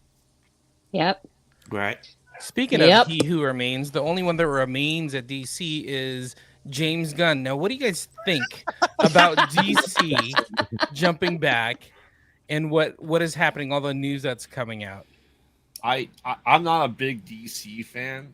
Okay. For the How most dare part, you. comic-wise. I always thought that Marvel movies were better at the integration of the stories. I thought DC had better standalone movies. And I'll agree with that. I will give you that right there. I think the Christopher Nolan Batman trilogy is exceptional. Masterpiece, man. Yeah. And it didn't need to tie into anything else. No. Well, no, and I mean, Batman he did is that his own universe that makes total specifically sense for that without the reason. Justice League. Yeah. Right. Like, that's just a side thing of like, okay, let's bring him into this world, because let's face it, Batman's going to know how to take all of them out. Like, he's done that 5 times. Like, He has his plan to kill all the Justice League members if he has. Infinite Crisis did that. Like, he used OMAC. Injustice as the games and the series and whatnot would be a great build-up movie thing to eventually do. But that's what have Superman be awesome and have his own thing, and then have Lois and happy ending, and then the Joker kills her and his unborn child, and then he fucking loses his shit. And that's a movie I'd like to watch, please. Again, that's what Snyder was trying to work to, and now we're not going to get that because Gunn pretty much said Snyderverse is done. And that's fine. I'm sorry, it should die. I believe in the Snyderverse death penalty. It should be killed. I'm sorry, and I loved Wonder Woman. Yeah, I loved those movies so much. You guys don't even know. Like, I was completely silent for a day and a half after the first one because I was just taking it in. Yeah. And Wonder Woman is my all-time favorite character. I mean, I've loved her since I was 5 years old. So actually, Jen, I got a question for you. Jen, I got a question for you then. Okay. Do you think that Gal Gadot will stay on as Wonder Woman, or that Gunn will keep Gal Gadot as Wonder Woman? I don't think he will. And I have a whole theory about this. I really think that they're going to do, instead of, because the Batman did so well and it was really the Batman year 2 is what they focused on. I think that they might do that going forward. So when we're talking about Superman, a younger one, I think it's going to be Superman year 2. It's going to be his second year at the Daily Planet. He's still figuring things out. It's going to be that kind of thing. It's not going to be an origin story, but it is going to be a turning point in his life as Superman. I think they'll do that with Wonder Woman. I think she'll be a little bit younger and she'll have come out from, they won't do an origin story, but it'll be like Wonder Woman year 2. As long as they don't cast Jennifer Lawrence, because then she's going to be like, I was the first person that ever played Wonder Woman. No, and you know what? I am not a fan of Jennifer Lawrence doing this. Even, I think she might be a little too old, to be honest with you. I think they might be looking for a younger Justice League or a younger, like almost a Young Justice type of thing. I'd like to see a good Teen Titans actually come out of this too, like a good one. Yes, I would love that too. I am that's the first comic that got me was the new Teen Titans. And who I think that they should keep, just because I don't think that anybody else would ever play him as good. Joe Manganiello as Deathstroke. We had a conversation about this already, Phil. Yeah, I do not think that they should recast. Joe Manganiello didn't even get a chance to really play Deathstroke. He had like 2 scenes. Yeah. So how can you say he's the best Deathstroke? Because the two scenes, it's like 2 scenes and one was deleted. It doesn't. That's what I'm saying. Is the 2 scenes that he was in, he killed it. The look was perfect. There's like I can pull a comic book out right now and show you what Deathstroke looks like in the comics, and he looks just like him. Don't start that with me, because I can also pull out a couple of Deathstroke comics. And also Ravager. I mean, I don't think Deathstroke is an older person, so I think that they could keep Joe, but I don't know if they're gonna do it the same way. I feel like the way James Gunn does things is there's gonna be a lot more humor and a lot more color in these movies. Not always. Enough, who I think would play a really good Deathstroke, and you can all hate me for it. Tom Cruise. No. I could see it, but I think he wouldn't like that, because he wouldn't like having the mask on. Head on into it and just been like, yes, this is my new thing. Watch me run. Like, there's not enough Apple boxes in Hollywood to have Tom Cruise fit. You know who Tom Cruise should play? Who? Perry? Yeah. Like Perry White? Perry White. The editor-in-chief, that might be good. You know what? If he's channeled his Tropic Thunder character as Perry White, that's exactly what I thought. Was his character from if he channeled his character from Tropic Thunder, like you said, he would be a Michael Bay. Well, and he has to have Bill Hader as his assistant, following him around everywhere. Yeah. Oh, what about Say Wong says Tom would make a great Hal Jordan. Mr. Mitchell. No, you know what? You know what? An older Hal Jordan. If we're gonna talk like Parallax Hal Jordan, he actually wouldn't be a bad Hal Jordan. Remember when Hal Jordan was the Spectre for like a minute? Oh God. Just do that. Parallax and then Spectre, because he redeems himself and then he suddenly becomes alive again for some reason and is in Green Lantern Corps anymore. While we're over here, Mez asked, who would you want as Poison Ivy? Himself. They would make Anna Joy Taylor. They would make Anna Joy Taylor. As much as I would love to say, oh, I would just kill it as that part. No, I love that character far too much. She's got to be just an absolute snack of a person. She's got Johansson. To be someone. No, not Scarlett Johansson. Yes. No, not Scarlett Johansson. It's got to be a little bit of a newer actress. Carrie Mulligan. Jennifer Lawrence. Carrie Mulligan. Damn it. I actually think could pull it off, surprisingly enough, if given the chance to really play into the environmentalist side of it, is Millie Bobby Brown. Yeah. Oh, you know what? If they're going young, she would be good. Yeah. I'm with you on that. I would agree with that. Millie Bobby Brown probably could kill that role. Yeah. She'd also be a good Catwoman too, though. But they already got a new Catwoman. Batman, and she works as a girl of color, especially as Selena Kyle. Selena Kyle's an ambiguous character. Like she's been played by so many different people that works. I don't want to fuck with a good thing. I didn't like that she was mob related. I did not like Robert that at all. Pattinson did a good job as Batman, even though I don't care for him as much as Bruce Wayne. Like they need to polish his Bruce Wayne to be a bit less emo kid, but I think with age that'll help. But as a Batman, I liked him outside of there needs more stealth. And then, I hated the only thing I didn't like about that movie was that the fact that like, you've got these loud ass steps wherever he came in. Like he's a fucking ninja. Yeah, he's a fucking ninja. Throw it behind someone and be like, boo, and have them fucking lose their mind. So I hope they bring that to that character. What was the other thing? Hi, everybody. Yeah, the only thing I hated about the Batman was I can't control the goddamn. Trying to move things over. Sorry. Here's the thing. Computer's not working with me. Here's something in DC thing. Let me see if I can do this. Hiya, Puddin'. How you doing? Oh my god. Where's Mr. J? That's my really nice. That's good. Ollie! What? Speaking of which, what did I do? how are you guys Mr. feeling J? about Lady Gaga? Have you guys seen the photos of Lady Gaga as Harley? I have not seen the photos of her as Harley.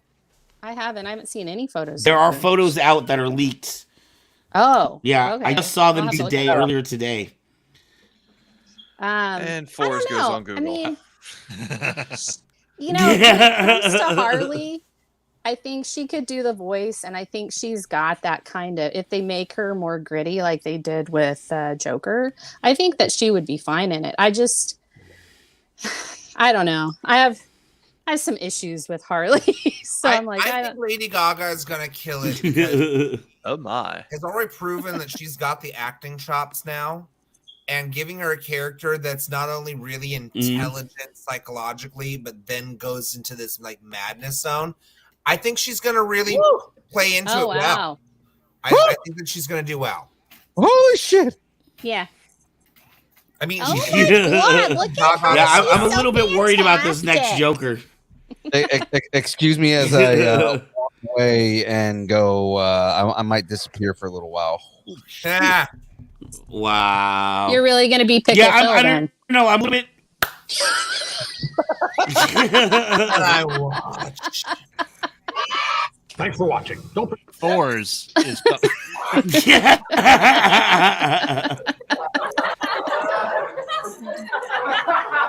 Yeah, I'm a little bit worried about this Joker number 2.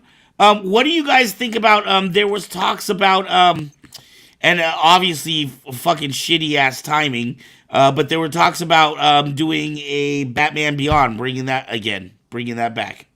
I think that'd be great. I love the idea of Keaton being old Batman. I think. That is a good idea. My only thing was, who do they cast Terry McGinnis? Timothy Chalamet. He's too skinny, dude. You know, I don't see Champion. I don't see Chalamet. I think they're making who's Liam the guy that they have Hemsworth playing the Cal new Witcher. Kestis? Yeah, but have you seen like the way he's built right now? Like Liam Hemsworth is pretty built right now, dude. But who plays Cal Kestis? Yeah, but Cameron Monaghan. Cameron Monaghan. Why not him? I think he would be great in it. Would we want Terry as a redhead? That's the question. I thought Terry was a redhead. No, Terry has black hair. Terry has black hair. They have stuff called hair dye. Yeah, I mean, you can color his damn hair. That's true. He could. I don't feel like Cameron Moynihan would look that good like that. Cameron Moynihan, if he got like super built, you know who he would be good as? Carrot Top. Cal Kestis. Cal Kestis. Yeah, there you go. 100% Carrot Top. No, he would look good as Red Hood. Oh yeah, he would. Yeah. Jason Todd, the newer iterations of Jason Todd have been he's been a redhead. Yeah. So I mean, he wasn't in there, but yeah, I mean, I could see that. And you know, when it comes to hair color, really the only redhead, well, there's 2 redheads that have to be redheads.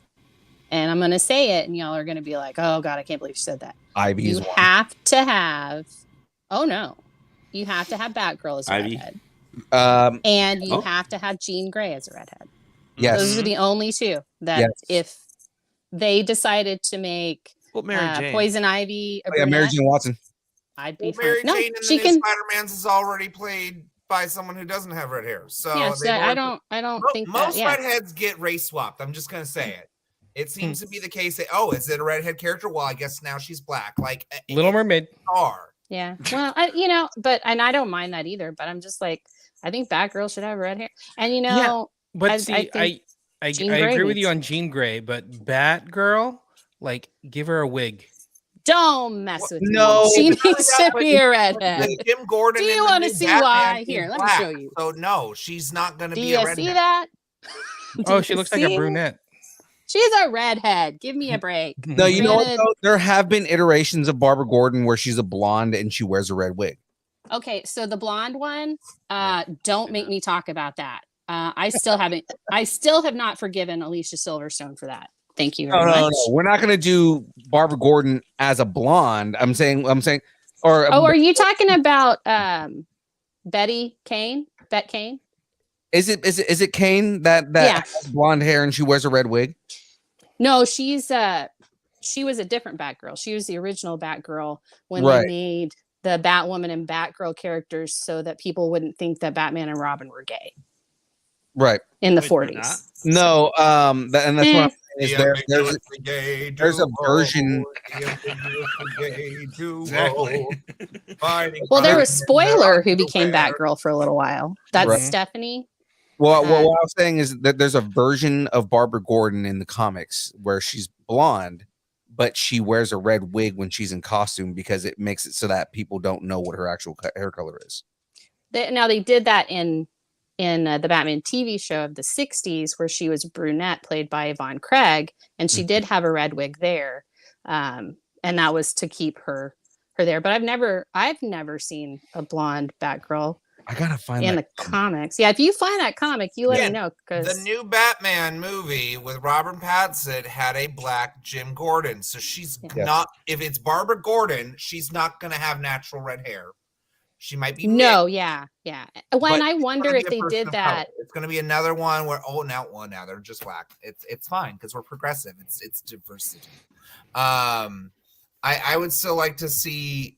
Yeah, Jean Grey is one of those ones that if you somehow race swap her, like you've missed the point of what drew people to that character to some extent. Like red hair in general is one of those things that's fascinating because it's so rare to see. Like that's why people became so enamored with these characters, and it's kind of again shitty that that's the one that always gets swapped out. Can you go after a blonde bitch once in a while? Like maybe once Cinderella. That was great. Brandy was amazing. She was the first black fucking Disney princess. And everyone's like, oh no, this new Ariel, it's her. Like, no, stop it. I don't mind like race swapping or even like gender swapping with characters. As long as they keep the essence of the character. I find it a lazy way fine. to incorporate diversity. I think that there's plenty of characters of color that are awesome. Storm, where is Storm? I need that movie. I need the X-Men movie where she's the bitch in charge because like Charles is dead or Logan's gone or whatever. Storm's a great character. So is Bishop. Why don't we have more with them? Well, because we can't do that. We need the more popular characters. Well, no. So with Feige, we're gonna get something where we get. Cable in the future where Storm is in charge of the X-Men, where we get Bishop, where we have, Forge, and we have like a lot of those characters that are in that timeline. I 100% believe that we're going to get those characters done justice. Storm, we're going to get. That's going to happen. I mean, God, I don't want to spoil Wakanda Forever, so I'm not going to get too far into that. But, with the implications of what happened in Wakanda Forever, for those who haven't seen it, we're gonna get T'Challa and Storm at some point. Good. Wait.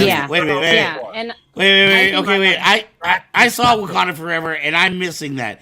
Does anybody else seen that connection? I'm just stupid. I know what he's talking about. I haven't seen the movie. What happens after the credits start? Did you watch the after credit scene, Art? Yeah. Yeah, you're talking about where she finds out about I'm trying to figure out how to say it without saying so it. you saw it and you still don't understand. Okay. Well, no. Okay, I saw, but they didn't mention her though, did they? No, No, they mentioned her. But what I'm saying is that we're gonna get a storyline at some point where I see. Okay. I see what you're saying now because it's the sun. Do a younger Storm, right? You can do a Don't tell James. Is James? Oh, god damn it. Okay, done, so James. We're because done. they're doing the Young Avengers and they're doing like younger versions of all these characters. And then the dinosaurs came out and just started Right? I was really shocked to find out that purple was actually the superpower in Wakanda, not that it was the purple beds that they slept on. Exactly. Yeah. Yeah. You know, and then that scene when Wolverine gave Deadpool a hand job after with claws out. Well, they both had claws out. Hey, I think you're watching the bootleg version. Oh wait, I think that was the porn version. That was the porn version. Don't go to Pornhub for your MCU movies. I thought the Brazzers site was a little weird to be watching. Why does it say Brazzers at the bottom of Wakanda Forever? I don't get it. I was like, is this French? Or is this like Black one Panther, of the Brazzers subtitles in Forever? French? It's we canned her forever. Yeah. Wakanda forever. Okay. It is now 10:24. Doing in Bang Bus. What is Namor doing in the Bang Bus? By the way, okay, I'm gonna bring it back to DC real quick.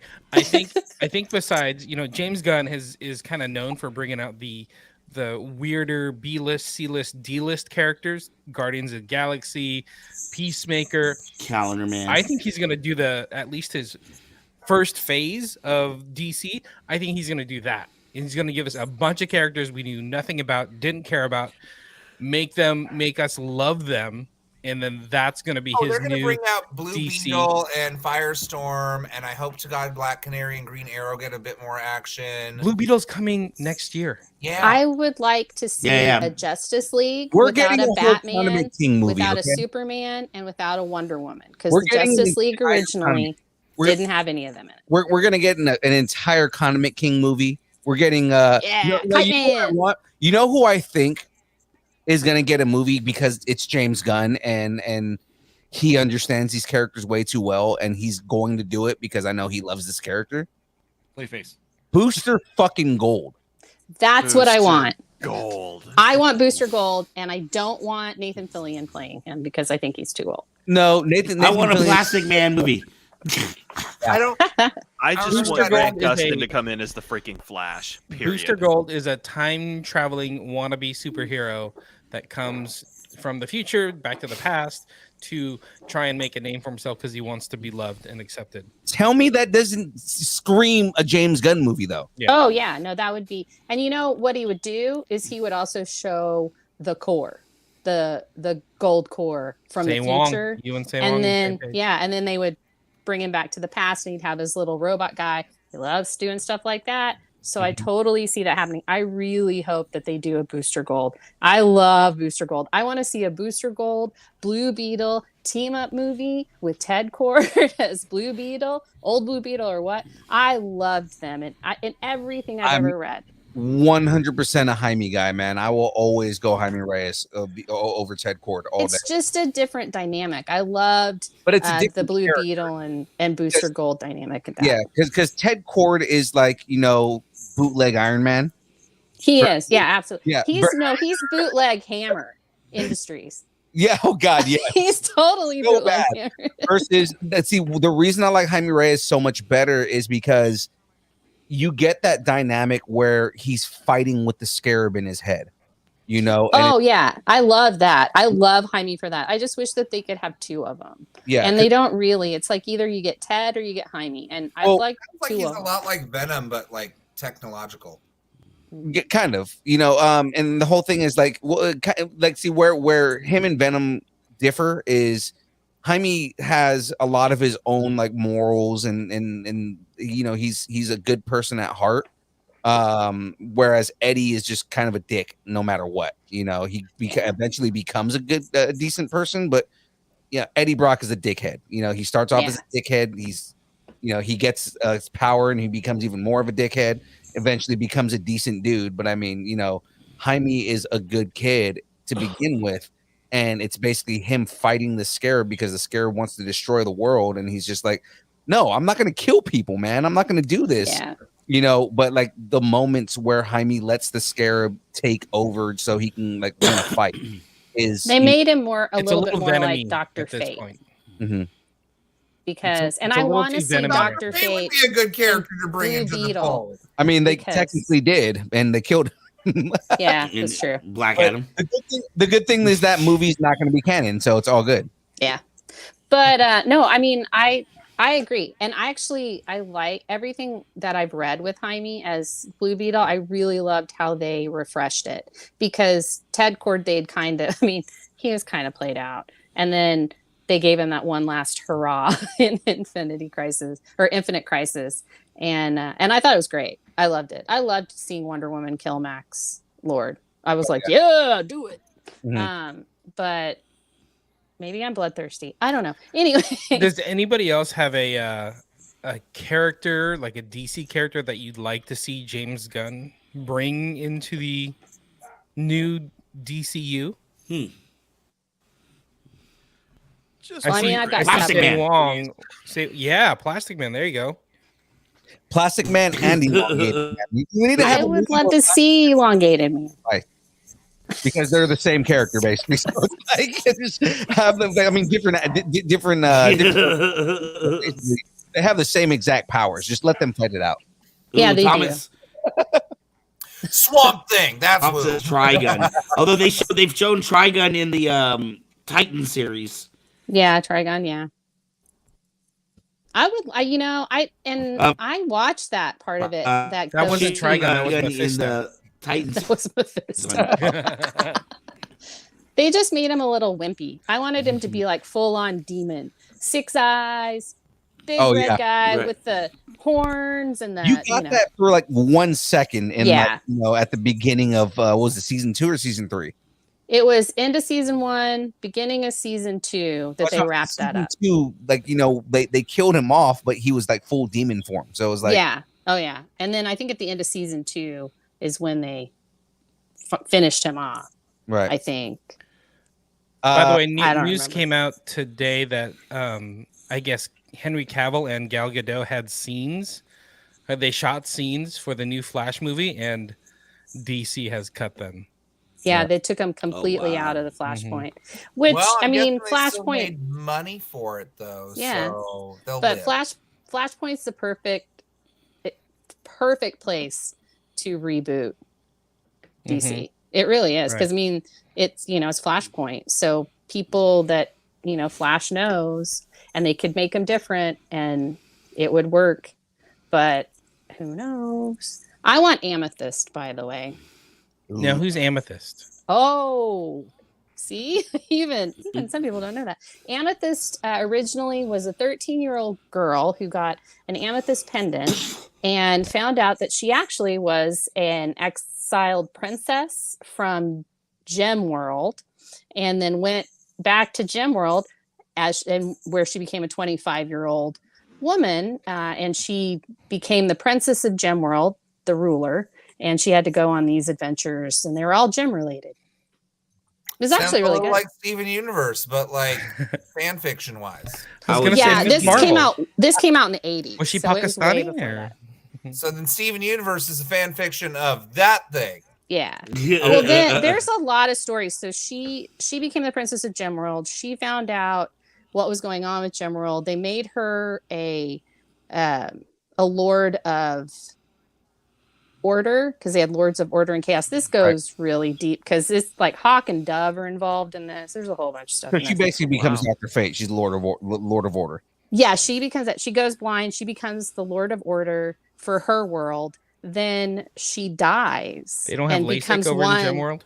Nope. The Lord of Chaos is actually the guy that's been trying to overthrow her the whole time. He's called Carnelian. And everything's, like I said, everything's gem related.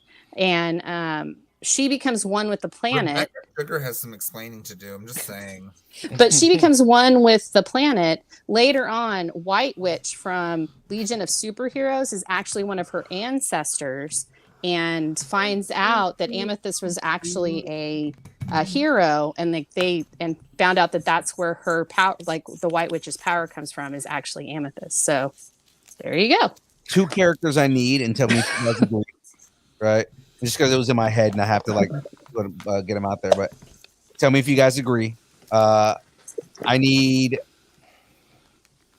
3, I guess, because I put him out there. But He's gonna have a top 5 by the time he's finished. I need Gorilla Grodd, like a proper Gorilla Grodd. Okay, yeah, No? I'm with you on that. Yeah. In that same vein, I need Ultra Humanite. Okay. Okay. Are they all like gorilla related? No, the last one is not Brainiac. Oh, okay. I thought you were gonna say Detective Chimp, and I was gonna go Brainiac what? as a gorilla. Brainiac as a gorilla. Again, I feel like that could really be the build up to like an Injustice thing. Like that could be their way of doing the Marvel formula correctly by introducing these characters and then bringing in the big bad that like, oh wow, this guy's super ultra powerful. And yeah, Brainiac's a good one because of how much ties into Superman. But Also, then you also gotta bring in Supergirl. Which Brainiac, Phil? I like the newer version of Brainiac where he was the like I kind of want them to cross some of the storylines around. I like kind of that that kind of idea that he was the AI on Krypton.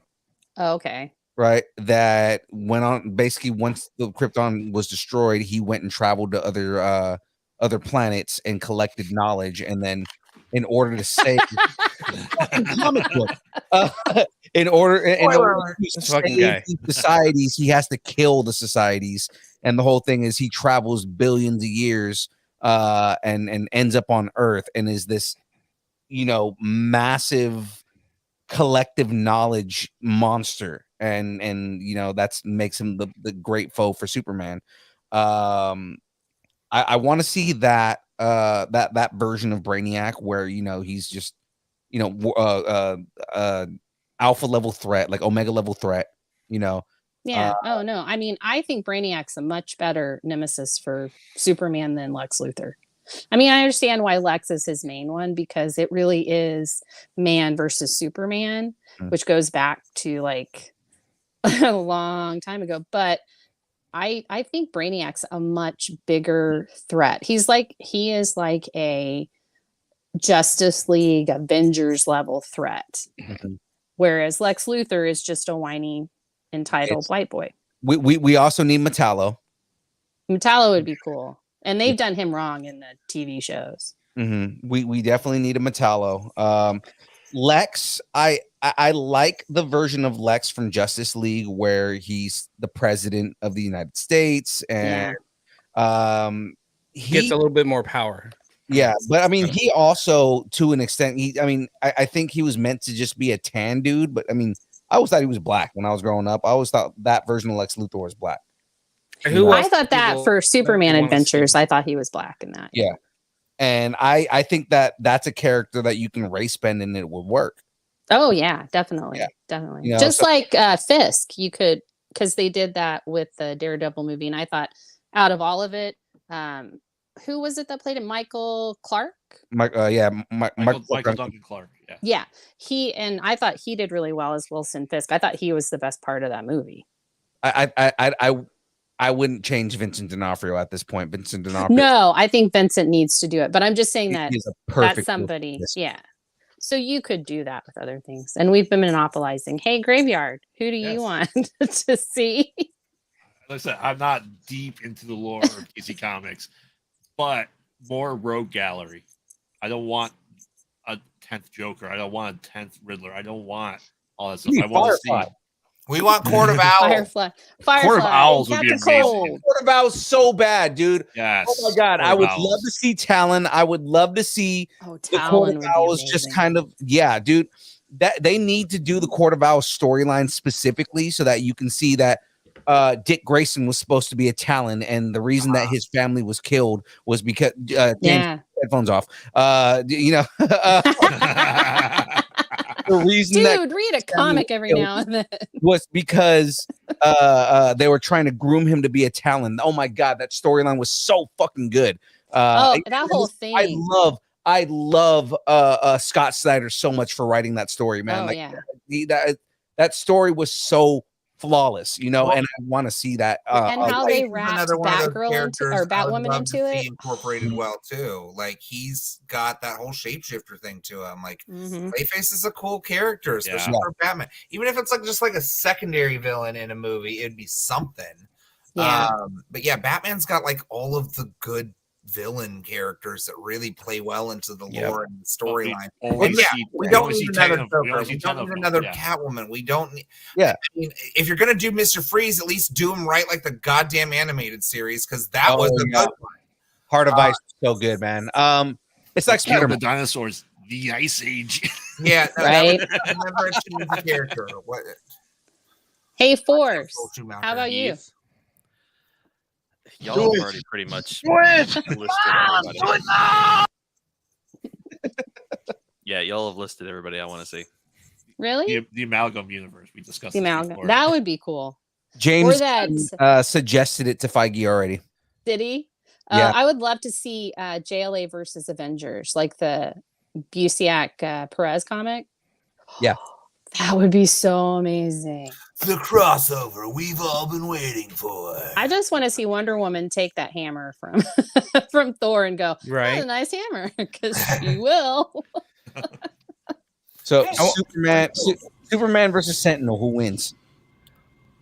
I think it would be a tie. I think that they would destroy the world before one of them died. They're the same character. I know. It's like they'd be. It's like the show Invincible. Right? that because they've been saying that since Henry Cavill's not playing Superman anymore, that Marvel should go snatch him up to play Sentinel and just say fuck you, DC. Yeah. Or Hyperion. Have you heard the Hyperion stuff? It's like, dude, why would you cast him in the exact same role in another freaking universe? Why would any actor want to do that? That's ridiculous. Well, like I said, that's why it's a little bit better if he does Sentinel, because it's the same power set, but Sentinel's kind of a sociopath. So it's like that's true. Yeah, that's true. So it's like have Sentinel, have him play Sentinel, because he can just kind of he can be a cross between Geralt of Rivia and Superman, right? It's like Geralt of Rivia with Superman's powers, right? I'd like to see him as Colossus. I'd really like to see him as Colossus. I like the dude who plays Colossus, though. I do too, but I would really like to see the more artistic side, and like the Colossus that fell in love with Kitty Pryde. Yeah. Because to me, that's the best Colossus. When they rebooted, when they did the X-Men, Astonishing X-Men, and Colossus came back, that issue where he came back. Oh my God. I was like, oh, I seriously gasped when he came back. I was like, oh my God. And the next morning, Logan looks at them both and he's like, about time. Boy band. Forrest, you put on your Cyclops glasses. What is happening? Damn right I did, because that would be like the one part I'd want to see. I would want Scott to look up at Superman and literally say, "Energy blast, huh? Here's one for my pro." Bam! And that would be the end of it. You know, they finally confirmed that his blasts are not actual energy. Yeah, they're not heat. They aren't heated or anything. It's a different dimension. It's dimensional energy that gets released from his eyeballs. Like, what the fuck? Who thought of that? I thought sunlight fueled his powers. It's just weird. There's some really weird. If you really dig into X-Men and their powers, there's some really weird stuff that goes on with their powers. Here's my prediction with James Gunn. I'm back to DC. He's gonna find a way to make Batmite relevant. Yes. Yeah. He mentioned him in Peacemaker and Bat Ape. Yes. Batmite was already is canon now through Peacemaker. Yeah, that's right. I did mention Batmite in that. What about Legion of Super Pets? Oh wait, they already did that. They already did that. We need Mr. Mitchell Plixit. Bruce Campbell. Mixel Plixit. Yeah, I can never say his name. You know, Bruce I can't either. that's Campbell a needs to play him. shame that Gilbert Gottfried passed away because He would have was been so good as Mr. he Blip. would have been so perfect. Hey, Super! Oh my God! Bill Hader. Bill Hader, have him do it because There he you could go. do kind of a Gilbert Godfrey, and then but as himself. I could. Bill I feel like Hader. if anybody really tried, they could do a Gilbert Godfrey voice, like, "Hey, you guys, how's it can't. going?" Harley and Stitch from Lilo and Stitch. That's what I do. Superman, you just gotta say my name. Say my name. Say my name. Frosted Cheerios, stupendous. I think they should get. Was it Styles? Harry Styles. I don't listen to his music. Margaret Styles. Margaret Styles. There you So go. they need to get Margaret Styles and just make it all super sexy Batman. Wow. Talking about watermelon sugar and all that. I hate that song with a passion. I've never heard it. I don't listen to his music at all. I don't like songs typically that just repeat the title of the song over and over and over and over for their chorus. I feel like that's the laziest form of fucking music writing ever. It's the same thing with Justin Bieber's "Baby, Baby, Baby." Oh, So you're not a big Police fan then either. Better watch out though. I don't know which song from Police you're talking. You might get Beyonce on you. The Police, Sting and his friends that did the songs like "Don't Stand So Close to Me." I don't know that song. Don't stand so. Oh, Don't stand so close to me. And they yeah, just that one repeat doesn't it. register in my mind as a Over great and over. song, though. Like, Okay. I just know they repeat stuff a lot. So yeah, that's well, a lot of musicians do. It's when I hear it on the radio all the time, I'm like, oh God, I'd rather listen to Christmas music. Christmas, Christmas. I would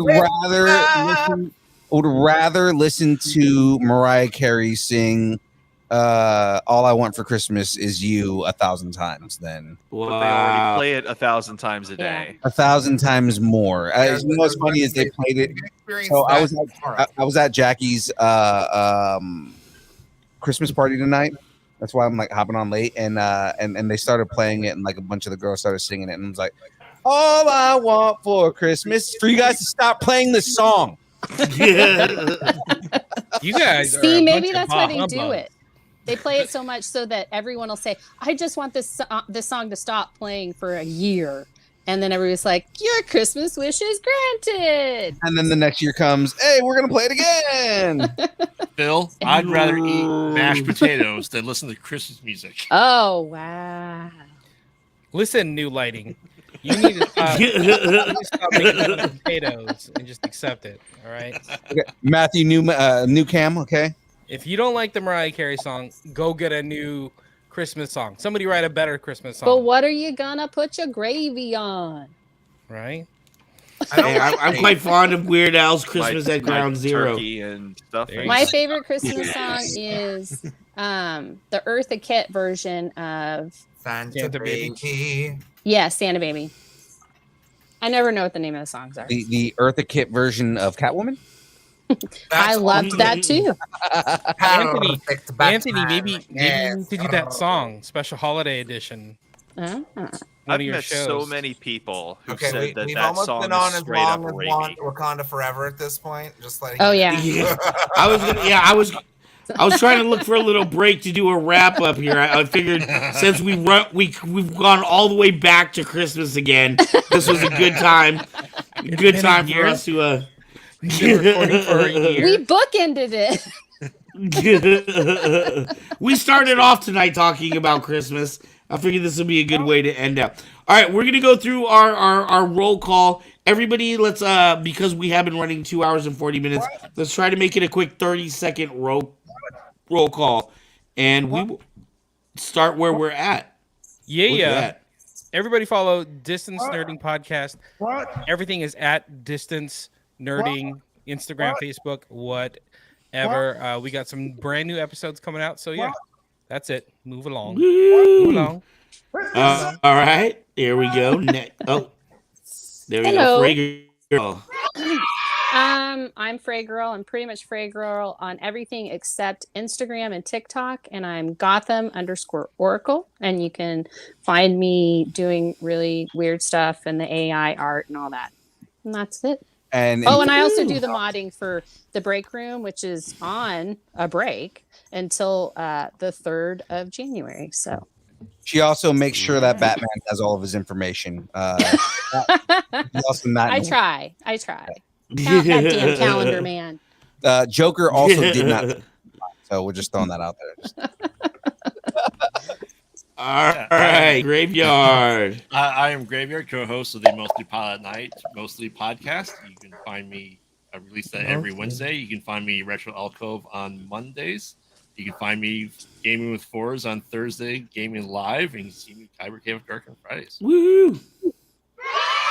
Yay! All right. So if you've noticed the last few times I've been using the moniker Sidorian, just because everyone else has a nickname and I want one. That it's one of my OCs that I will eventually share with people. You can catch me here most Fridays. If not, it's because I'm working because my job is a bitch this time of year. Pray for me. I have like 4 commissions I need to finish before Christmas.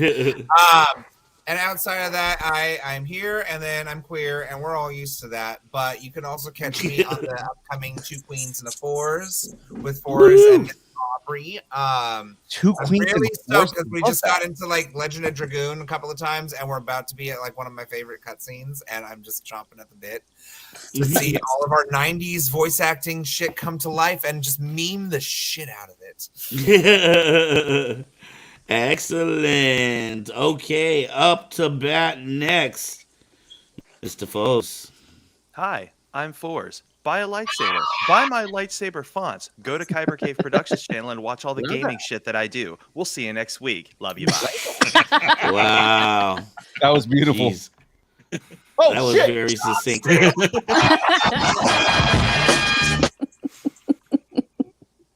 You got more than Howard Stern, dear God. Everybody, I'm Young Phil. I'm the other half of Distance Nerding. I'm the asshole that's been messing with everybody through this entire thing. Check us out on Distance Nerding. Every social media that exists. We have Twitter, Facebook, YouTube, Instagram, Twitch. Our OnlyFans is just pictures of my buddy and Mandels. So guys. Wow. Aaron Watson just wearing mandals all day. No nudity. AKA Pickle Phil. Pickle Phil. Because I hate pickles. I also mansplain the shit out of everything. So guys, just remember. Thanks for watching. Don't forget to like and subscribe. There you go.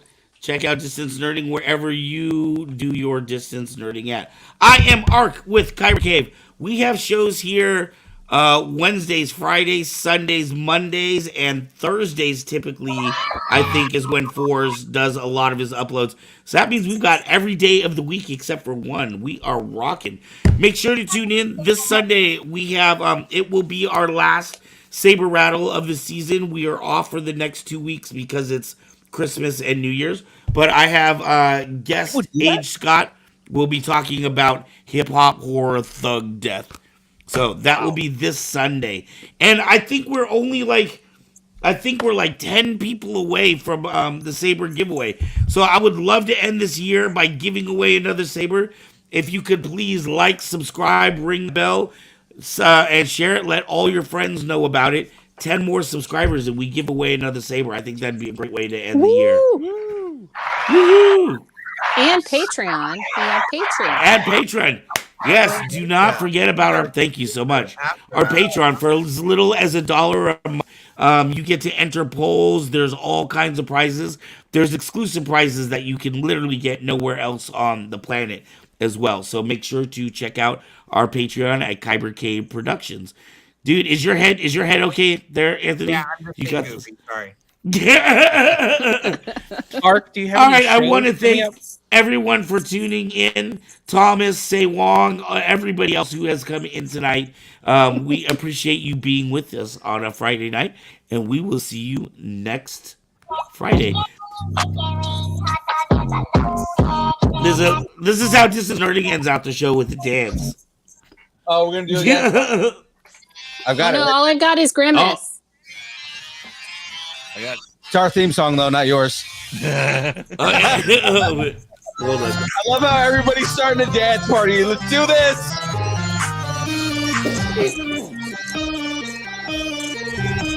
Yes. I have nothing.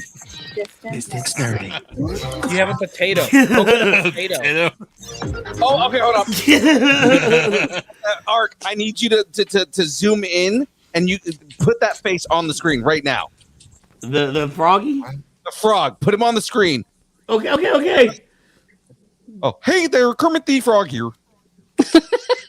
A real Japanese dub from the 70s. I am Kermit the Frog, and I will destroy you.